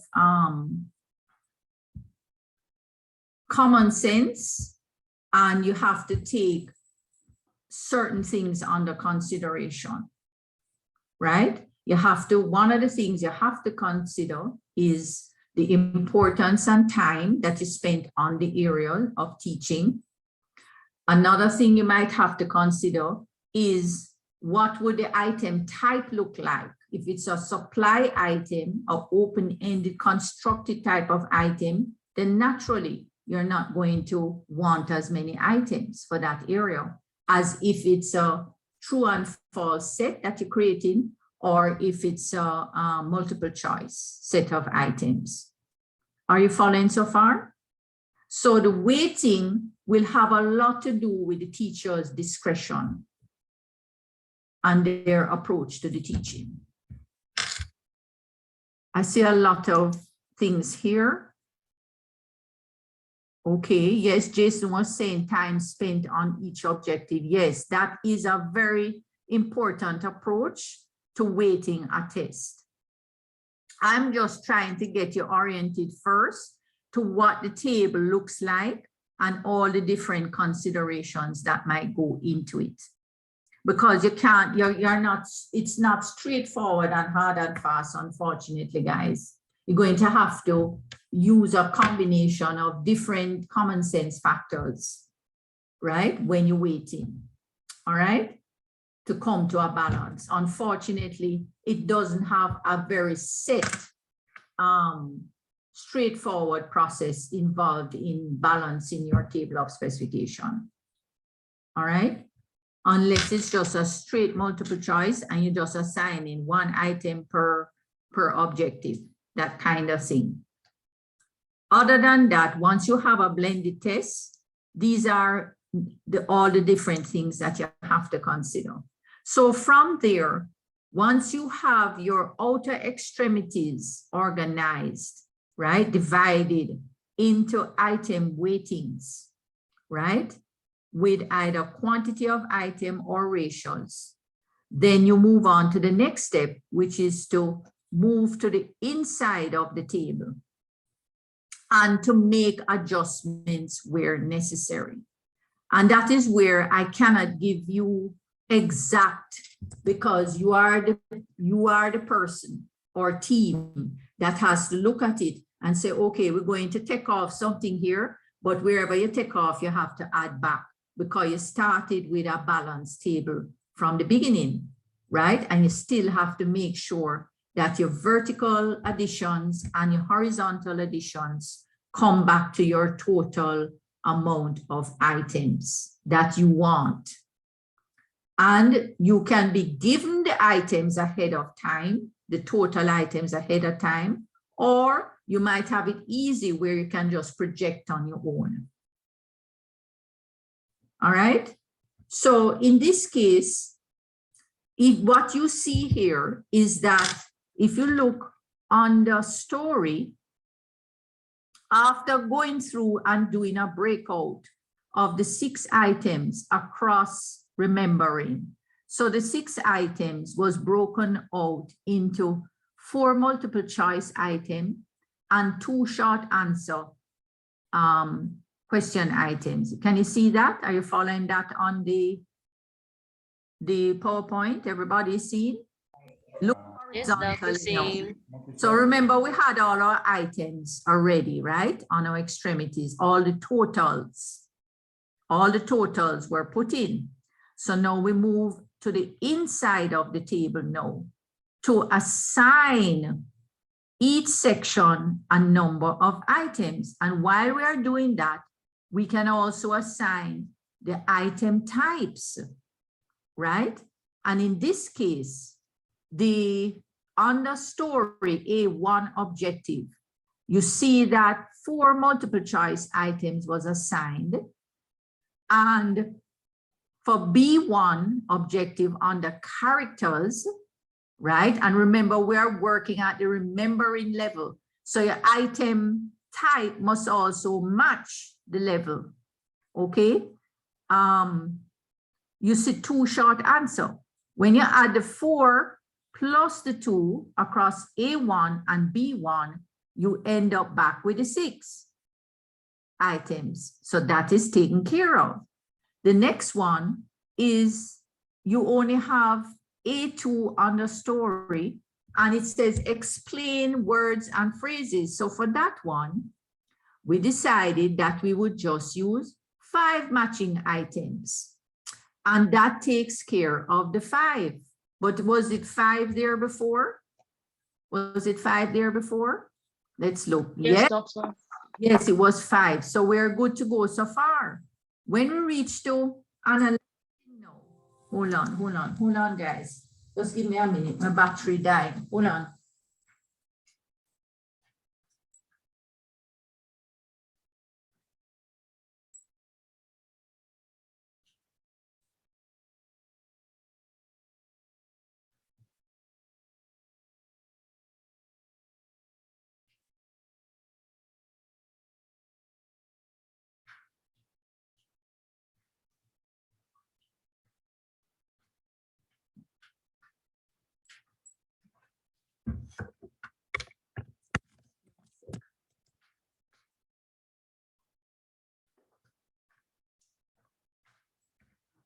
Okay, so I had to plug in my computer. All right, so far we are good. So do you see how the particular objective is helping to dictate, say, the item quantities and the item type, say in A2 and in A1, do you see that? Yes, Doctor. Right. So in other words, you have to make logical, sensible choices then, you know what I mean, in terms of your item type. Okay, so now you're going to analyze. When you go to analyze and you look across, you have this one objective that's a compare 2 characters. And you had assigned 1 from just eyeballing from the beginning. So that looks like it could stay if you use 1 short answer to compare the 2 characters, right? Then you get to the next one now, evaluating the next level. and you have A3 objective, it says make a critical appraisal of the storyline. So what kind of item is that going to require? It's going to maybe be better to use something like a restricted essay, yes? Or some other kind of constructed response there, right? Why? Two reasons. The particular the particular item is and the level that it is pitched at, because you know going up the ladder, your taxonomy level is increasing. So it takes more cognitive skill here, and you want to save these open-ended type of constructed responses for the higher order type of item types. In this case, we had allotted 2 items across here. Was it 2 before? I think so. And Yes, when, doctor. right, so far it's not looking bad, but this one, remember, this is pretty straightforward, right? So you have 1 restricted essay for A3 objective and 1 restricted essay for them to do B3 objective, all right? And that adds back to the 2 items on the horizontal. And when you get to A4 now, you have write a similar short version in Jamaican context. You have 1 restricted essay. Now let us add up back now. After we go through on the horizontal, we now have to go back again to look at our verticals, because remember, horizontal and verticals have to add up back to the 15 items in total. So when we go back now and we look at A1, we see 4, we add that to the 5 items on the A2, we add that to the, so that's 4 and 5 is 9, to A3 is 10, to A4 is 11 items, right? So we have 11 items here. Was that what we had put here before? No, doc, it was 10. It was 10. So what you see happening, you have to make an adjustment. An increase. So this is what I'm saying to you. So right here, you're seeing that you have to make an adjustment, right? So you have to go back now and adjust your 10 items that you pitched at the beginning with adjust it down to 11, increase it, sorry, to 11 items, because originally you had pitched it at, you had said, you had averaged it at 10 items, right? But when you actually start to work out now in the middle, you see that you end up with having to do an adjustment on the story, and you have to make this 11 items, okay, in order for it to maintain the balance. Then now you go on the character, you add up again to see if it come back on the vertical to the same amount. So you have 2 for B1 plus 1 for B2, that's 3 items, plus 1 for B3, that's 4 items. And so you end up with a 4 here. Now, we originally had, we had, what did we have in the other one? We had, let me just, 5. Hold on. We had 10 and 5, but when we go into the table now, we start to work out, we see that we had to go with 11 on the story. And if we have to go on with 11 on the story, then obviously characters have to work out to 4, yes? Yes. Any way you like it, any way you want to pitch it. So you have to find a way for all of the different planes of the table, both horizontally and vertically, to add up back to your total item quantities in this case. Who is following me so far? Clear as crystal, doc. Well, maybe for you, but there are persons who might not. Yes, doc, it's not clear for me. It's not that clear. What you do understand so far? I'm not, for the first horizontal figures, you're saying that when we start to fill in the middle area, and the figure at the bottom starts to change.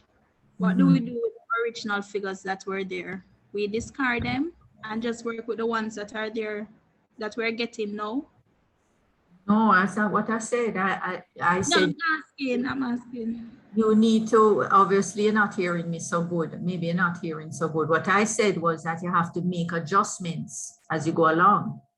So when you get on the inside, right? And you start to look at the actual objectives now to try and break down the table further, right?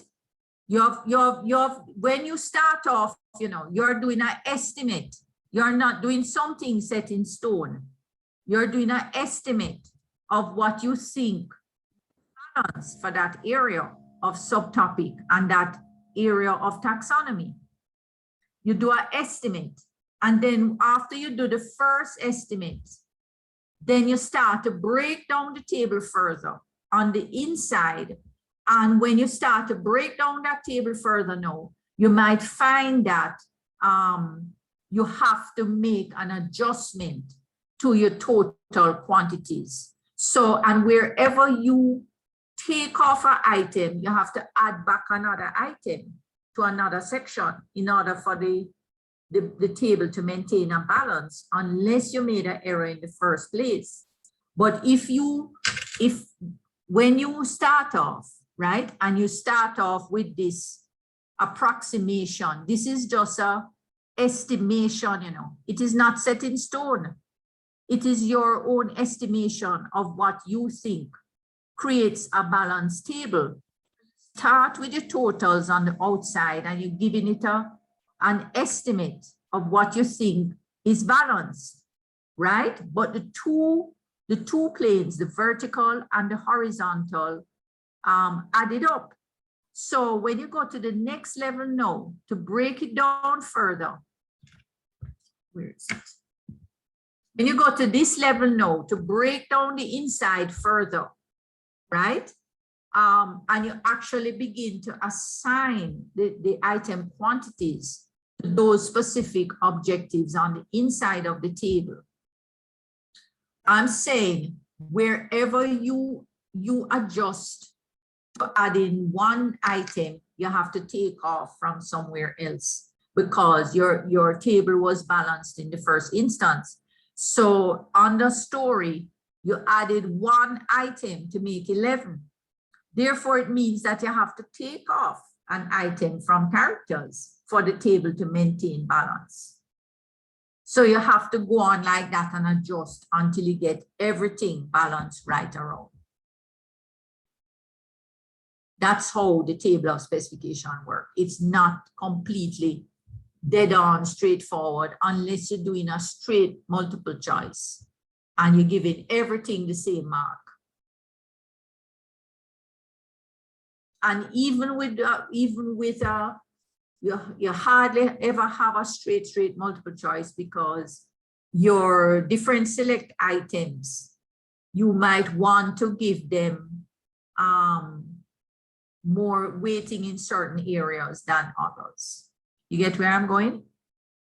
So, you might assign 5 items to true and false as against to a true and false concept, a concept that you assign on the true and false, whereas under remembering, you might only want to assign 3 items under that particular objective or concept.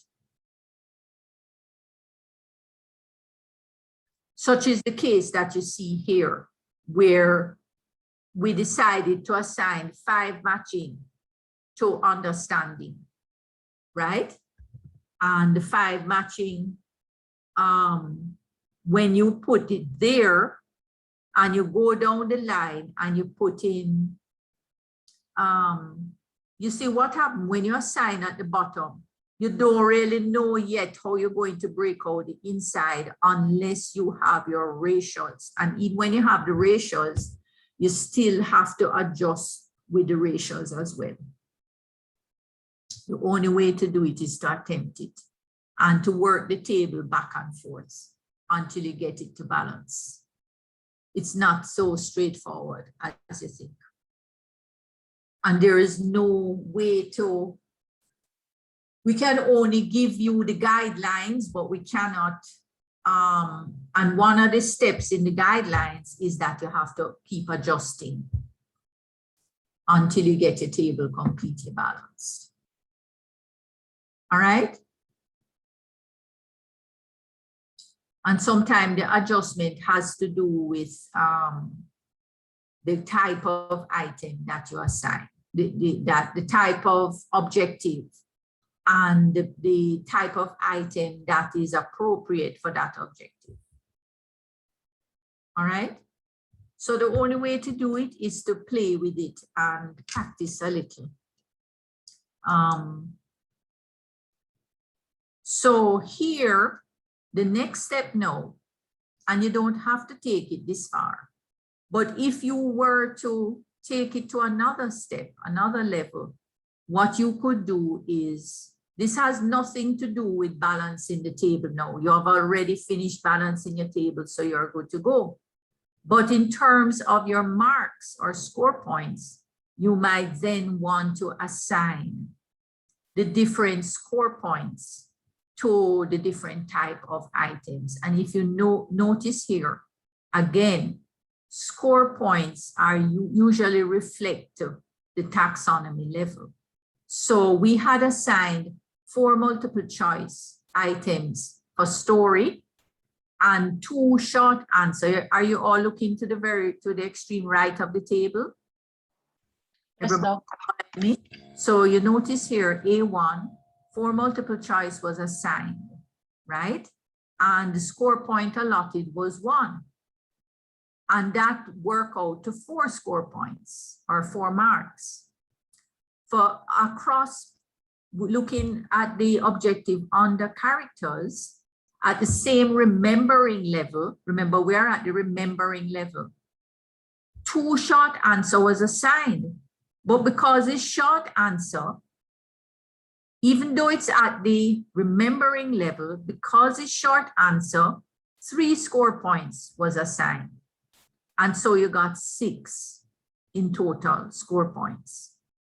When you go to the next level, understanding, those 2 subtopic areas, we only had 1 subtopic area, story, and we assigned 5 matching. Because it's matching, 2 score points was assigned to each of those matching items. So you end up with 5 items times 2 score points each equal to 10. We're working out the total score points for the test, right? B2 had compared 2 characters and it was just 1 short answer. And we gave it 5, a score of 5. Why? We're moving up the taxonomy level now. So we're not going to necessarily give it the same item score points as a short answer that was pitched at the lowest level, which is remembering.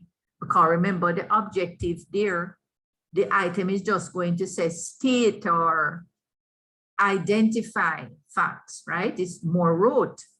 So lesser score points assigned to remembering as against analyzing. So we assign 5 score points to that particular short answer question. You get to evaluating now. You have 2 restricted essays, 1 for A3, critical appraisal of the storyline, and 1 for B3, evaluate the characters. And to keep the test balanced, we assign 10 score points to each of those restricted essay types, right? So that amount to 10 marks plus 10 marks. So that's 20 marks across evaluating. When you go to the next level, creating, again, you're going to use a restricted essay or maybe not so restricted, right? But the fact is that you have pitched it at the highest level, which is creating.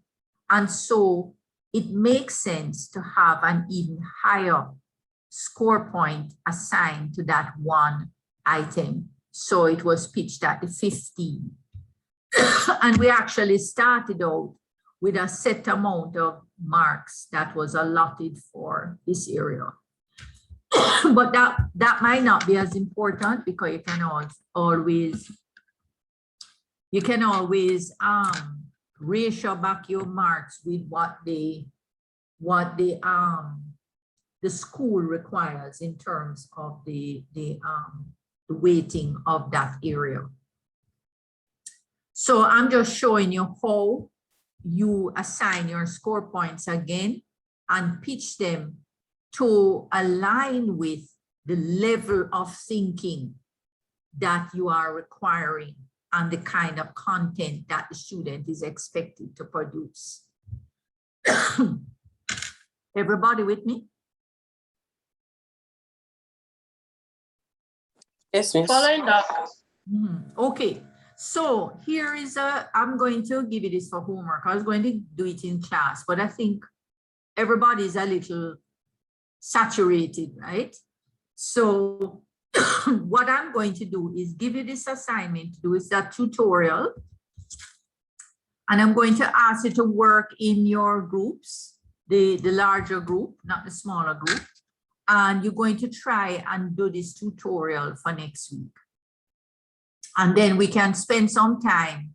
We need to spend at least maybe 15 to 20 minutes discussing what you got for your outcome, because you want to practice a little, right? Yes. So this was a tutorial that I developed for the students. And I've been giving this tutorial several years now in a row. So what I did was I assigned, look at this tutorial carefully now. In order for us to be working on the same level, I use this course, the same course that you're doing, the assessment of teaching and learning, to break out the objectives, some of the objectives, right? And I then ask the students to take these objectives, create a table of specification and balance it based on the objectives that they see here. And if you notice that, so I use two subtopic areas, module A, the nature of assessment. And if you notice, I assign 12 hours of teaching for the total for all of these objectives altogether. So altogether, all of these objectives took me 12 hours to teach in total, right? So what would you expect of that 12 hours in terms of starting off your table of specification? How would it be? What would it look like in the table of specification? Let me finish up first so you can get a better understanding. For module B, I call it technical requirements of assessment. And I assign 24 hours of teaching to that particular module. That means to say the total time spent on all 7 objectives that you see here, right? And I say, take all of that information now and develop a table of specification. So let's see what the assignment says. And you notice I even went to the trouble to assign the taxonomy levels for you, because I want you to practice first on trying to balance your table of specification. So I have put in all the taxonomy levels for you here already. So you don't have to worry about that, right? What you need to do is to take your 12 hours of teaching for the nature of assessment and your 24 hours of teaching for technical requirements of assessment, organize your table of specification and use those to give you your total amount of test items, right? So I don't want to So where was I? Hold on. I lost my position here. Let me take your screen.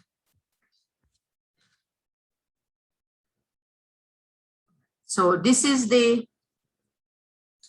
assignment was written out. Oh, here it is. I got it. Okay, so I had actually put a link for the students to get to it. So you can take this link. Maybe I can, as when I come out, oh shoot. So, all right. So I will give you the link to share the tutorial. So the tutorial says, use all the 12 objectives shown in next slide, which was the one that I just shared with you, from a classroom assessment course syllabus to create a table of specification for a summative test based on 2 modules. A, 12 hours of teaching, and B, 24 hours of teaching. Weight your sections using time spent on each module, right? Make your total score points 100 and total items 25 for both the select and supply combined, okay? Use Bloom's taxonomy levels already assigned. You must always indicate the subject, topic, grade level at top of table of specification. Practice item construction. Well, you don't need to do this part because you're already doing that as part of your assignment. But in the last year, we didn't have the item practice, which is what you're submitting now.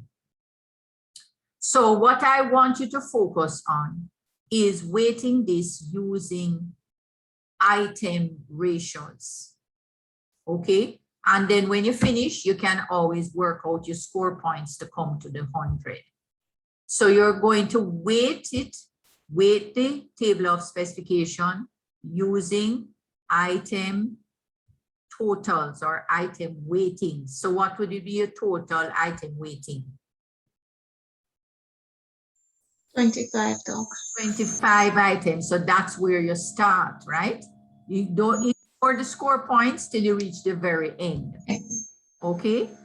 And you're going to work out now for module A, 12 hours, right? So how would you work out? Let me get you started. How would you work out the bottom of the table where you have the totals on the horizontal plane under the 2 subtopic areas? How would you work out the total amount of items that you would allot to, say, module A and to module B? How would you work it out? Someone? I'm thinking you could use the time, since one is 12 hours and one is 24 hours. So maybe yes, 12 you're out of 36. Right. You are expected to use the time, right? So you take the time, which the module A is 12 hours out of a total of 36 hours. Right? And you're going to take that now and you're going to ratio it against the 25 total items. And what is that going to give you? Well, 34 and 66 maybe. No, I don't. No, okay. So what is it going to be for? What is it going? And Information is it going to give you? It's going to 8 give questions. yes. So when you work it out, that's going to give you the total. So here is what your table would look like. Yes. This is what your table would look like when you set it out. You see how I'm nice? Look at this. Thanks, Doc. This is what your table would look like. Am I correct?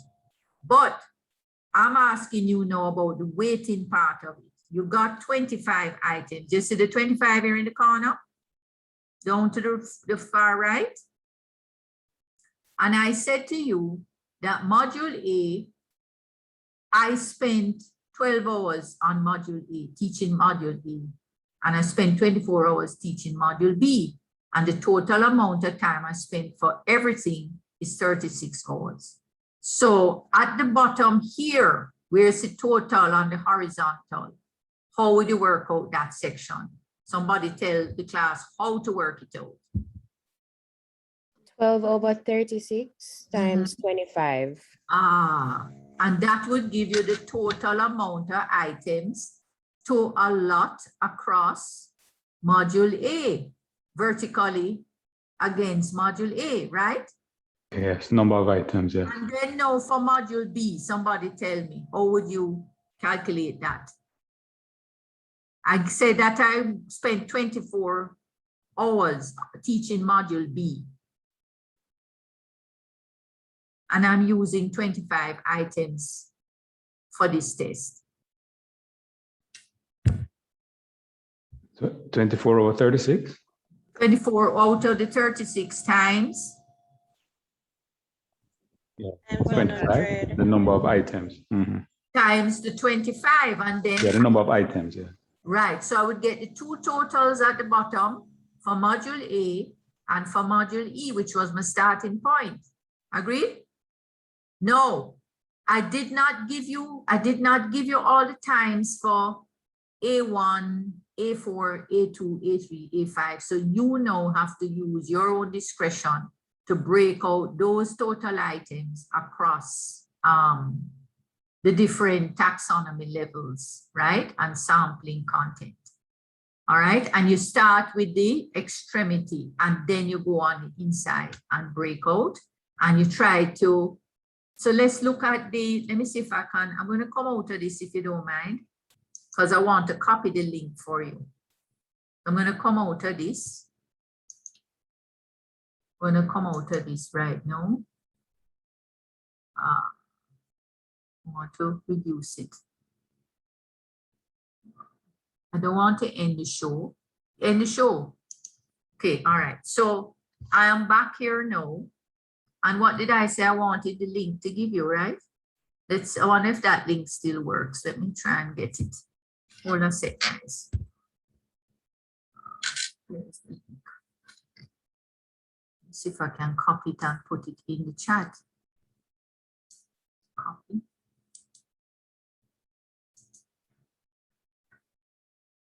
Okay, so.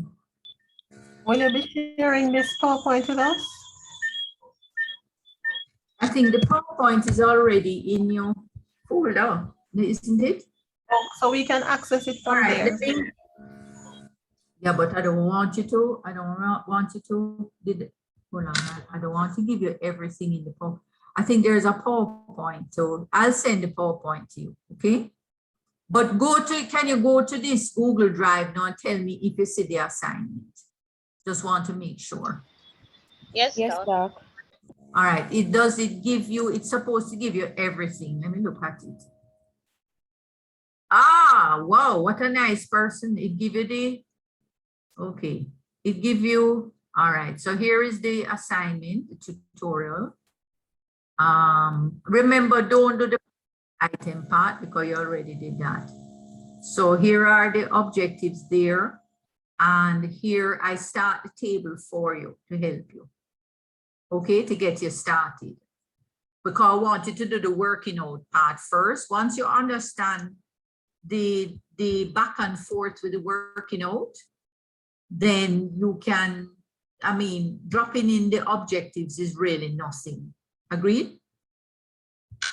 Now there are some important little things that you have to know about dropping in objectives. Number one, you can never, ever repeat your objective.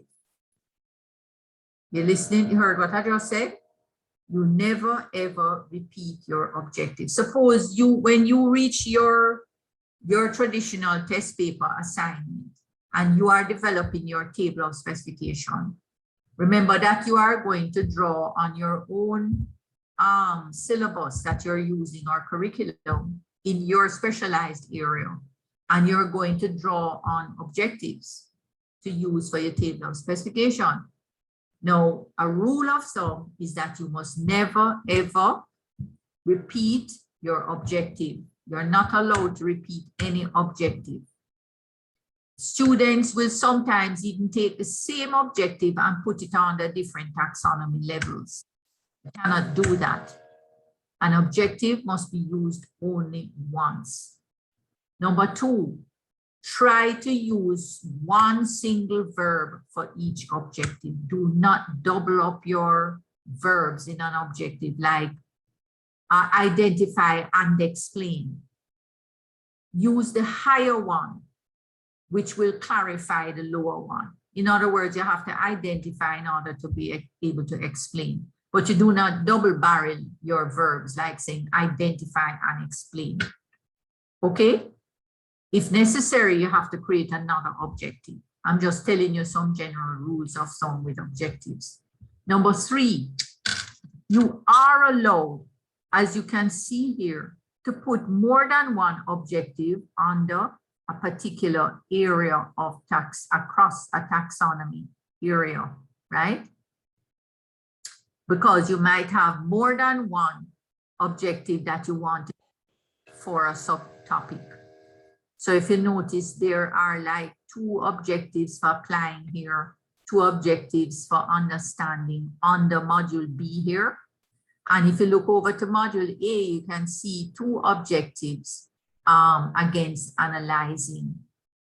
And across the module B and across from analyzing, at the level of analyzing, there are also 2 for module B. Okay, so I have set those in place for you already. And what I want you to do is to drop in the rest. Now, the PowerPoint should have been, if it's not in your table, I will send it now with the guiding PowerPoint. I'll send it with the link, the recording. All right. So I'm going to leave it there for tonight because I think you're tired and that was a lot. Are there any final questions? Dr. Anderson, the information, the instructions, or the rules rather that you just spoke about, where are they posted? In my head. Oh. And that's my PowerPoint that I created. However, in my head, I'm telling you from experience, I guess somewhere along the line, you know, I learned that and I just, but I also want to share this with you. You can also read this article. Let me open it. This article, I think it's in your folder as well.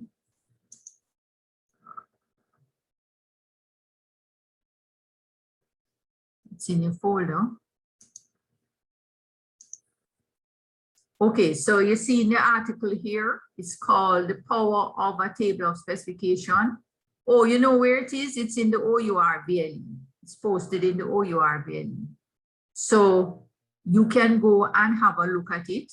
It's a very good article on the table of specification. Now, when you go through, you're also going to see that they even put in here for you some examples of the items being assessed at different cognitive levels, right? Which is what you have been practicing for the first assignment.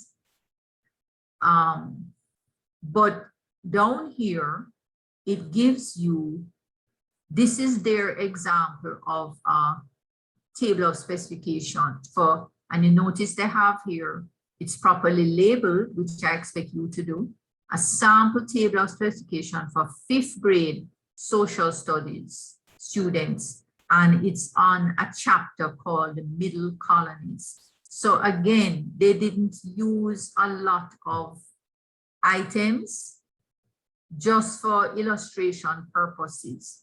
What you see here in this one is the time that was spent on each instructional objective. I didn't make yours as hard as this. I just said use 12 hours for the total and you can divide up the rest of the time as you like.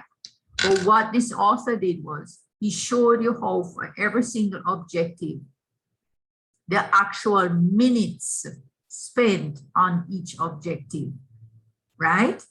And based on that, what he did was he took those minutes out of the total minutes, which you see at the bottom here, 150 minutes, and he ratioed, he calculated all the ratios of item weighting. So in order to get the percentage here based on time, right? He took, say, for like day one, item 1, instructional objective. You see it said instructional objective there. He took the 15, put it over the 150 total minutes spent on the entire teaching, and then he arrived at a ratio. So 15 out of 150 minutes would give you 10%, yes? Which you can see here. All right. And then what he did was he had 10 items in all. He was given 10 items, if you look at the bottom. And so what he did was, after he get the ratio for the time spent, he took the 10% of the 10 items, which would give him 1 item. And then he decided on where he's going to pitch. He decided on the type of item he's going to use. So in this case, he decided on a multiple choice, and he pitched it somewhere in the lower order. You notice F says lower levels.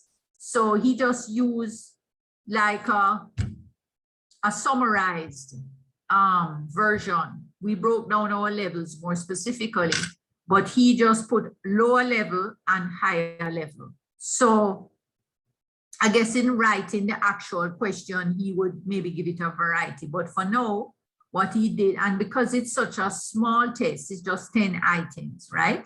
So he just broke it into 2 and said lower level, higher level. And then he used 1 multiple choice, because the 1 multiple choice is equivalent to that 10% that he worked out based on time. Are you following that? And you can see that all of these, because it's a low number of items, only 10, he really never got any higher than 1 item each.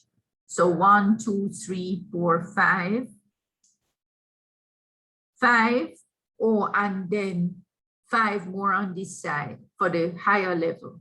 1, 2, 3, 4, 5. So you got the 10 items in total. So this is another way to do, it's just another formatting. Okay, and a little bit more specific in terms of the breakdown of time. But he gave you the basic step here, the basic concept, which is the same as what we have just done. Except that this is really a super easy one. So suppose the time spent, let us say for, sorry, let us say for the instructional objective number 1, the time spent was 30 minutes. What percentage would he have gotten for the time spent on that topic, the percentage? What would that work out to if he spent 30 minutes on that objective? Somebody. 30 over 150. It would be 30 over 150, and that comes to how much? 1/5. Mm-hmm. Tell the class, work it out for them. So, right. So 30 over 150, the total number of minutes spent? No, the minutes was 30 minutes. Right, no, 30 over the total number of minutes. Right, and that Yeah. what percentage you work out to? Times 100, yeah, 20%, 20, it's double. All right, so it work out to 20%. And I'm going to ask somebody else to tell me how many test items would have been allotted based on the 20% ratio of time. What would be the item weighting for objective 1 if he had gotten 20% here, which is what we just worked out? Anyone? How many items would it work out to? He's only 2 worked items. Right, 2 items, because the total items is 10. He worked out 20% based on the time allotted to that teaching area. So you take the 20% of the total items, which gives you item weighting of 2, meaning 2 items allotted to that area. All right. And then he pitched it under the particular level. He decided either he's going to put it on the lower level or higher level taxonomy. But because it said identify, obviously it's going to be pitched at the lower level. Everybody's seen how everything kind of work together?